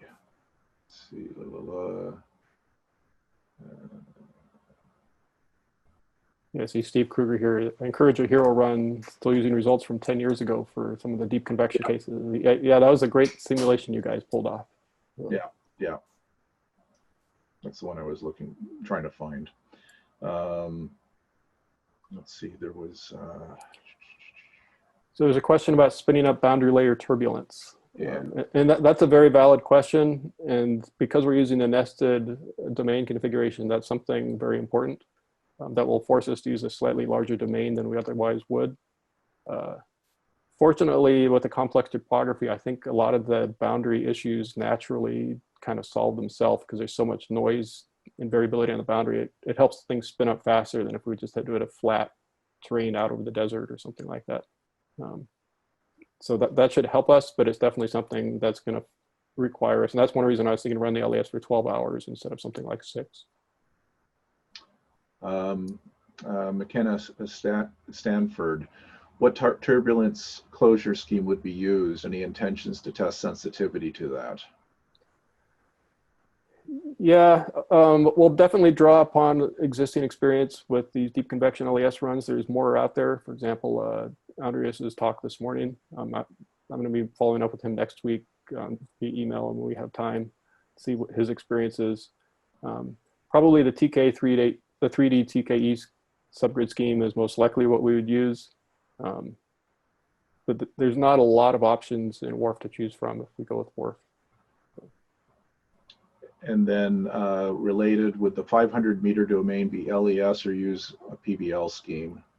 So the way I envision it, based on work we've done for the wind energy projects at P&L, we've had best luck running the outer PBL parameterized grid spacings as one simulation. So that in the example I showed here would be the 7.5 and 2.5 kilometer grid spacings with a TKE or with a PBL scheme turned on. And then output those very frequently and then do end down and run the LES domains as a second batch of simulation. So the 500 meter and the 100 meter. The 500 meter, we would keep the PBL turned off and run that like an LES domain. But again, that's kind of in that gray zone where we expect turbulence not to be totally behaved. But we do have the event using this end down process that allows us to use a lot more cores, because otherwise that outer 7.5 kilometer domain doesn't have enough grid points to allow us to parallelize up to very large core counts. But then we're also essentially jumping 2.5 kilometers down to 500 meters, almost jumps over the terra incognita. And then we just have that final jump to the 100 meters. Yeah, John Peters also has a note here. 500 meters, it isn't too data expensive, so I think it's worth it. Okay. Ruel asked, is the nesting of the inner domains going to be one or two way? I was anticipating one way based on prior experience. We're not looking at downwind information outside of the LES domain in terms of our interest, so I don't think there'd be an advantage to two-way. Let's see. Scott Collis, can we instrument the model, take profiles, et cetera, at high-res data, and then upscale the rest? Yeah, one of the suggestions in the expansion workshop was to do some sort of instrumentation within the model. So for example, at the AMF site, we could put essentially a profile output and output that every time step or a very, very high frequency of some sort. The value of that comes down to how close the simulated convection lines up with observations. Hopefully we get things close, but obviously not everything's going to match exactly. So yeah. And then he was thinking of doing tracking, for instance, at 200 meters and saving at 500 meters or something like that. Okay. Yeah. So like the coarsening concept. Yeah. I think there'd be a lot of value in that. See, there's a thread, active thread. Does WARF do inline trajectory calculations? And Daniel Kirschbaum says it does. Last I checked. Not in the release version, it does not, but some users have added it in their own versions. So if somebody has something they'd like to contribute, we'd be willing to look at it if it doesn't add too much load imbalance. Yeah. Okay. Something I think you already touched on, but John Peters, he's interested in having a lot of restart files written so that users can go back and restart smaller sections of the model with higher temporal frequency output. Yeah. I think that's going to be really important. Yeah. How frequent is well, it's basically based on how expensive the runs are when we actually get in and start running them. So for example, here I suggested in the slide once an hour in the model. But if that turns into really still take 24 hours to run that hour or something like that, then that's probably more expensive than we'd want. So then we might output every 15 minutes or something like that for a restart file. But the restarts tend to be a little more expensive to output. So we'll have to see how that goes. Let's see. Let's see. So Ice mentions he's interested in parameter variations, for example, multiple cloud droplet number distributions versus running actual multiple microphysics models. That's something we can take note of.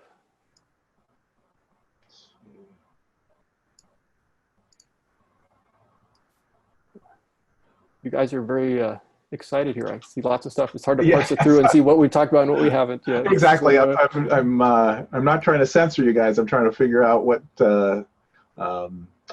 additional things. Has anybody raised hands? I haven't noticed that. I have not seen a hand raised.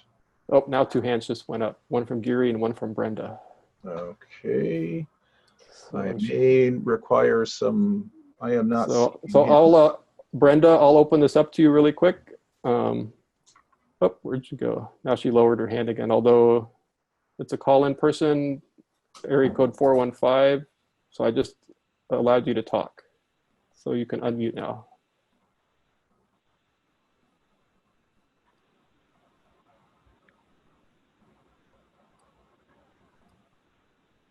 Brenda?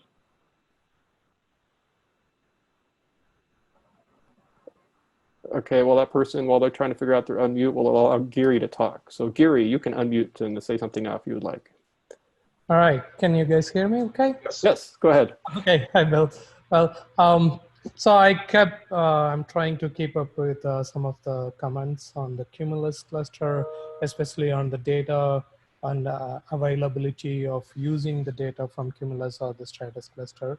Just wanted to give a quick update. So yes, Bill mentioned we are in the process of upgrading the Cumulus, the next version of Cumulus, and the Cumulus 2 is what we tentatively call.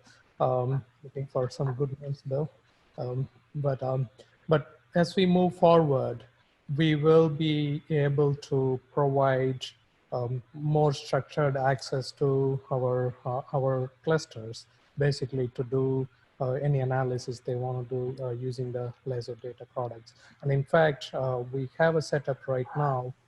You can actually go to the ARM web page, and then under the computing cluster, you can actually request for access to these clusters. So that will get into our review process, and once it is approved, you will be able to use the clusters, both Stratus as well as Cumulus. Yeah. I would anticipate we'd be able to keep a lot of the data on the live spinning disks on Cumulus as well, at least for a certain number of years, which would also facilitate researchers. They don't have to actively pull it all the time. We've got a couple petabytes available there. Correct. Yeah. Thank you. Yeah. Daniel Kirschbaum is asking, what are the lateral boundary conditions on the large grid? So right now, we've been experimenting with the ERA 5 ensemble, the GFS ensemble. So those are the primary ones, as well as some of the deterministic global products. John Peters has raised his hand. So John, if you'd like to talk, you're up. Hello, can you hear me? Yes, go ahead. Yeah, so I just have a couple questions about the restarts with WRF. I haven't kept track of the most recent model versions. Back when like several years ago when I was running the model, you had to basically restart on the same number of cores. So I'm wondering, is it still that way? Like, if you're running this on a certain number of cores and I download the restart files, am I going to have to run it with the same configuration, basically? Can I change the time step? So from my experience, and to be honest, I haven't done a lot of restarts in the modern versions like 4.0 and later kind of stuff. But if you're using the right fully debugged parameterizations and setups, you can start, even though NCAR recommends not changing the number of core counts, it didn't matter. You should get bit for bit without optimization turned on. Caveats like that, no matter what core counts you're using. That said, some parameterizations aren't set up right for restarts and they cause trouble.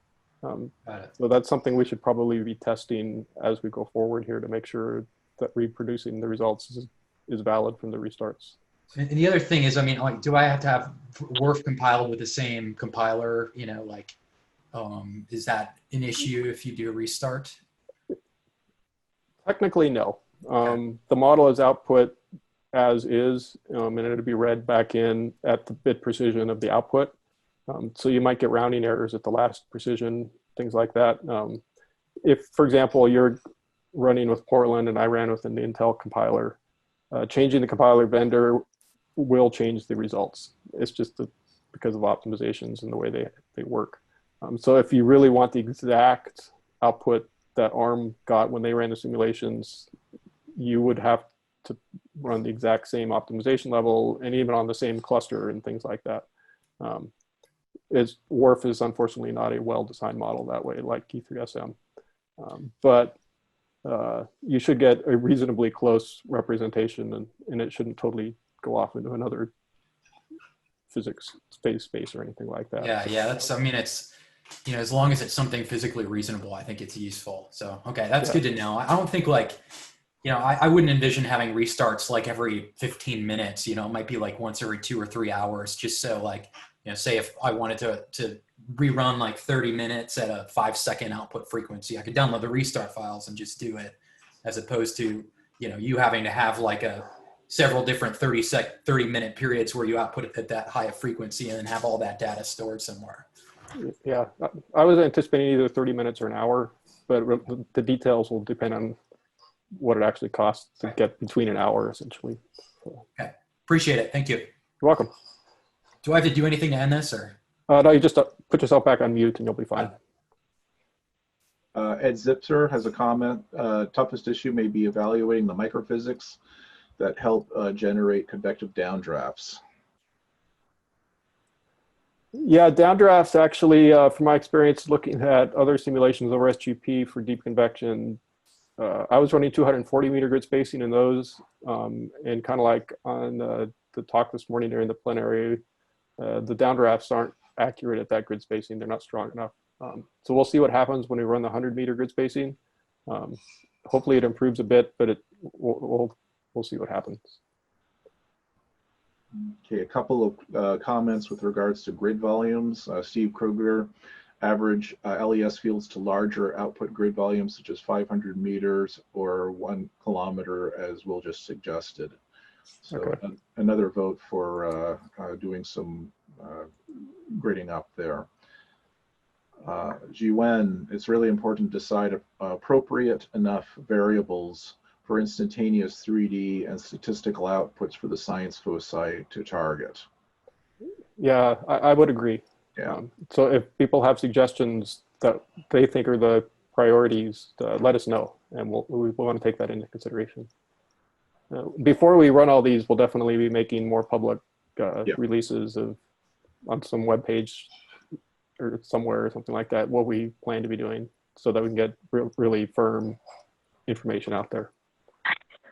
Vaughn Phillips says, is there any contingency plan for what to do if the model crashes with a CFL condition violation or unnumerical instability? With so many calculations and such fine resolution, there is much more chance of numerical instability. Yeah, they're the bane of my existence. And actually the reason I haven't run domain 3 right now is because it keeps crashing on me, so I didn't have anything to show you all. These things are a bit of a pain. People have pulled off these types of simulations in the past, so they're doable, but we're going to have to be working through some of the details. I'm not sure if because my current simulations, I've substituted in a higher resolution terrain, and I might not be smoothing enough. I'm still trying to figure out what's going on. Je is asking, would polarimetric radar simulator be run offline? It'd be very valuable for evaluation efforts related to microphysics, as it's very difficult to compare with the observations. Do you want to answer that one, Andy? Well, the question is I mean, we could. Let's see,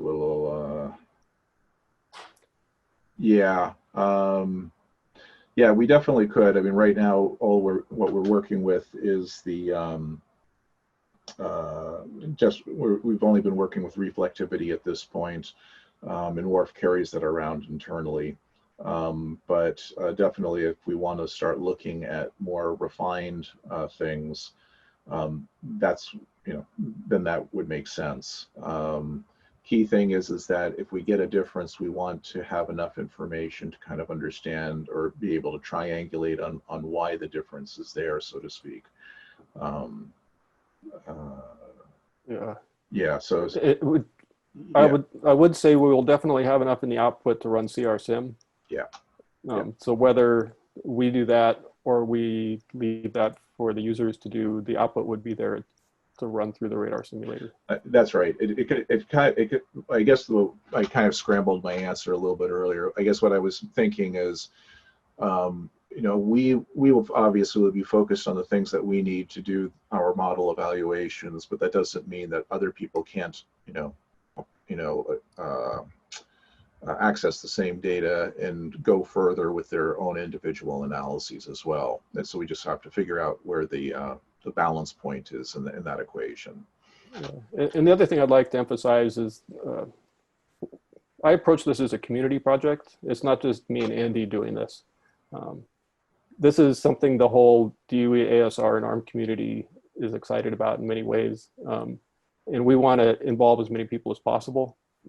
So we need to be finding ways as people do these additional analyses to make them available as well.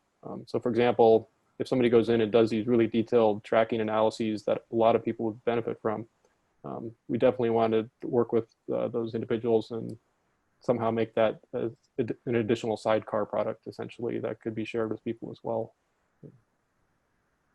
Oh, go ahead. Yeah, Lulin Zhu says that he have a lot of experience running WRF over complex terrain with high-res topography data, and he's willing to talk with you offline about that. So great. That's very, very helpful input there. Let's see. Question from Zach Lebo. And actually, there was a question earlier about this as well. Has there been any discussion about the vertical resolution of these simulations?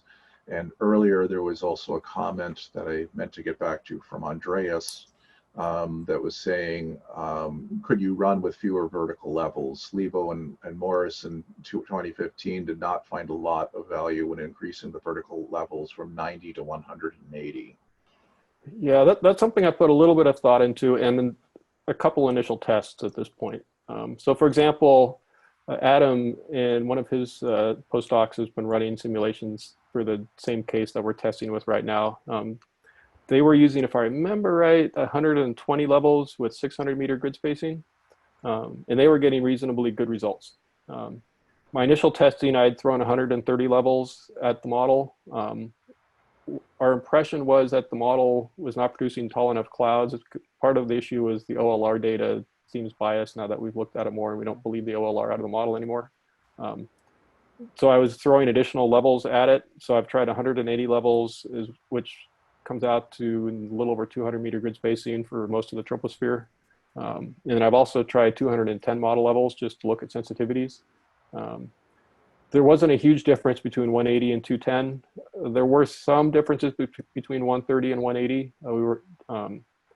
It's not dramatic, but these are some of the issues. Like if somebody's really interested in thermals and entrainment, they might be more interested in having a little higher vertical resolution. And in terms of cost, it's roughly linear, double the levels, double the cost until you mess up the time steps.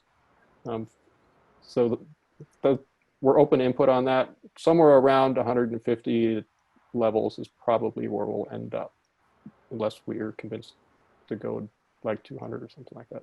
Bill, I was put out, some of these cases too have pretty sharp inversion layers. Yes, that's true. It depends on your environment too, as to does your vertical grid spacing matter? In addition to the shallow to deep transition. Yeah, I was initially very worried about up around the tropopause and wondering if that's why our model tops were too shallow. But definitely the inversion is very critical as well. Oh boy, let's see.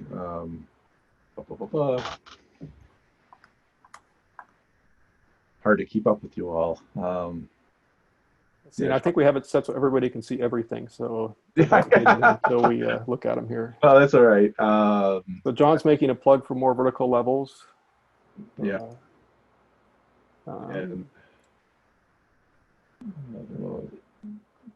John Peters, he's mentioning isotropic works best for thermal tracking. And yeah, I would think that's a good point. Tice is mentioning that it helps the subgrid models as well. Yeah, and also, John, I accidentally knocked out a question that you'd asked earlier about does anybody have a code for entrainment, to calculate entrainment directly? Postdoc in our group, Usama Anber, developed that. So there's at least that capability out there. Okay. Tied. Scott asked, are we running bulk microphysics? And the answer is yes. We can't afford to do spectral pin.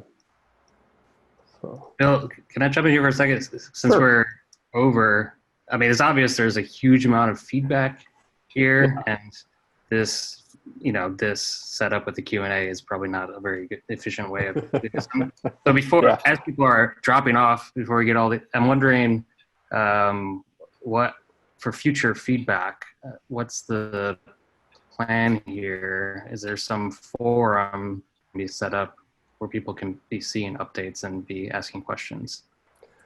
Yeah, we don't have a forum right now. That ARM doesn't have a good way to do interactive forums when I've been looked into that in the past, but we were able to set up, how did I do it? I think I did it on GitHub last time to get some interactive feedback. And I could do something similar to that as well. That's something I can be looking into in the next month or so with Rolanda and the communications group to see what their current endorsement would be. Yeah, I think that's a great idea because yeah, like Bill said, we had looked into that before, and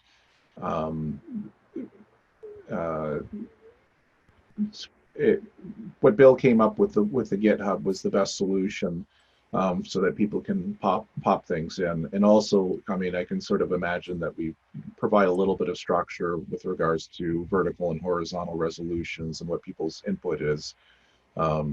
And I think we could do definitely, well, clearly there's a lot of interest in this. So yeah, and I don't know if Slack would be a way to do it nowadays. That's something new since. But are we allowed, to do Slack? Sam uses it extensively, but it's paid, so it depends. If we could do Slack, I would vote for that personally. Okay, so I can look into that and see if Forum's willing to host that as well. Yeah. And also, actually, before we hang up, I need to ask Verda, how do we get a log of all the questions and answers? Is that something that you guys can produce for us, or do we need to take screen dumps before we all hang up?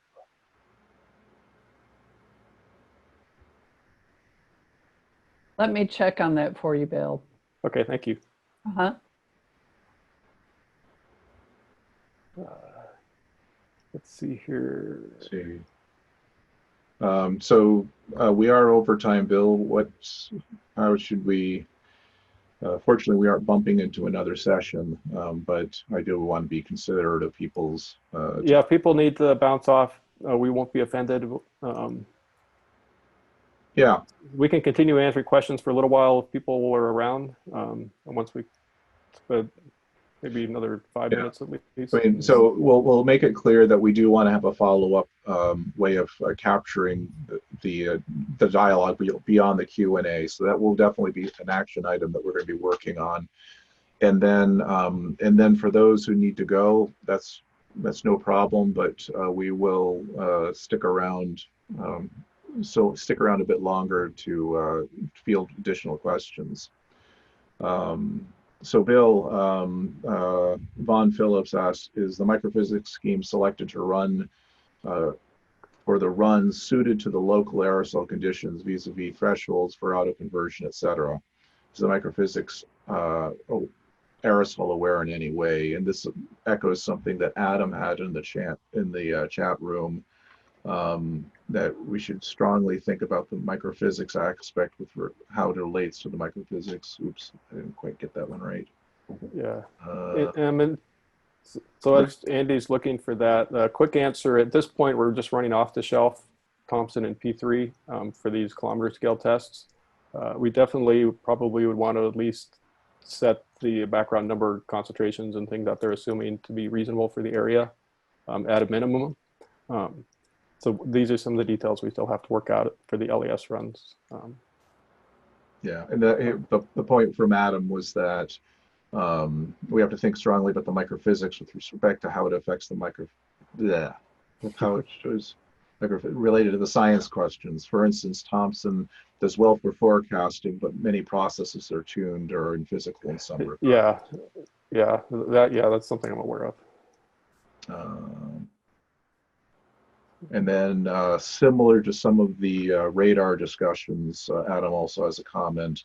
It would make sense to have good model output and have a frequency that aligns nicely with the frequency of radar scans, like DPI every 15 and HSRI every 3.75 minutes. Yeah. I learned from my CMDB runs 10 minutes versus 15 minutes can really stress out certain analyses. So getting things to line up. So.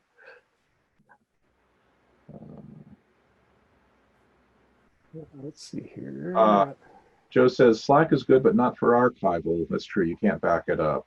These discussions should be better captured in Confluence or GitHub. Yeah, Confluence would be good if we had a page. Yeah.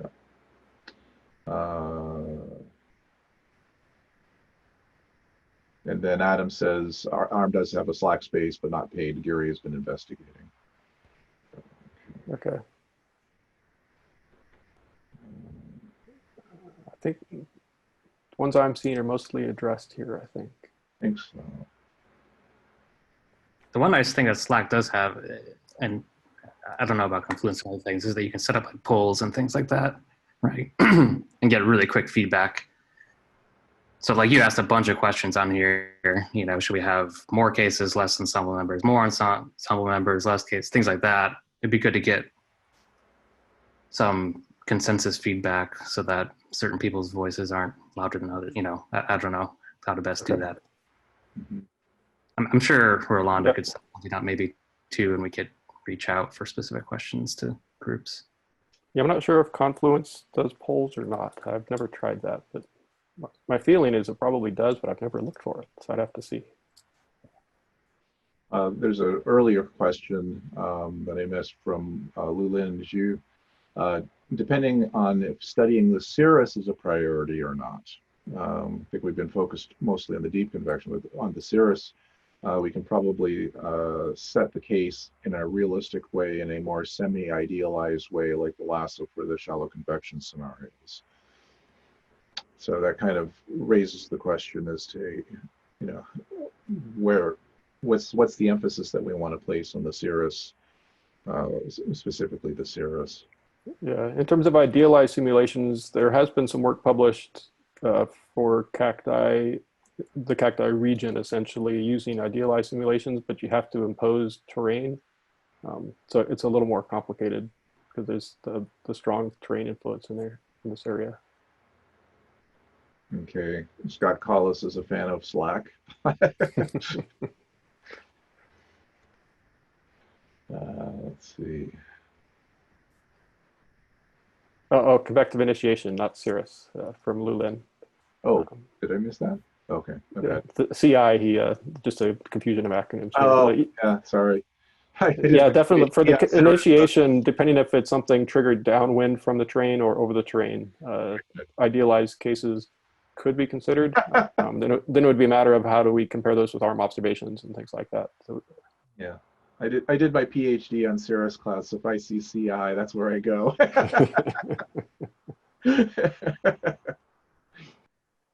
So Joe's suggesting a thread server. I don't know if this data volume would be too much, but for the subsetted files, we might be able to pull that off. And I'm not sure what a ZARR file is, but I can follow up with you, Joe. Okay, well, I think things are starting to slow down, it looks like. I think we've addressed most of these. Yeah. So I guess we just, before I log off, I guess we need to know, will we get an archive of this? I'm not sure how the recordings work with Q&A and things like that. I did grab a copy of things and put them in a Word document just in case, but I'm pretty sure Overeye said they were going to capture everything. Okay. That is correct. Tracy will be sending you the chat, Q&A, participant list, that kind of thing tomorrow. Okay, great. Thank you. You're welcome. Great. So, well, thank you everybody that's left, and I hope you have a good evening or afternoon, depending on what coast you're on or in between, or possibly other parts of the world. Thank you for all for joining us today. Yeah, thank you very much. Very great input. Much appreciated. Thanks a lot.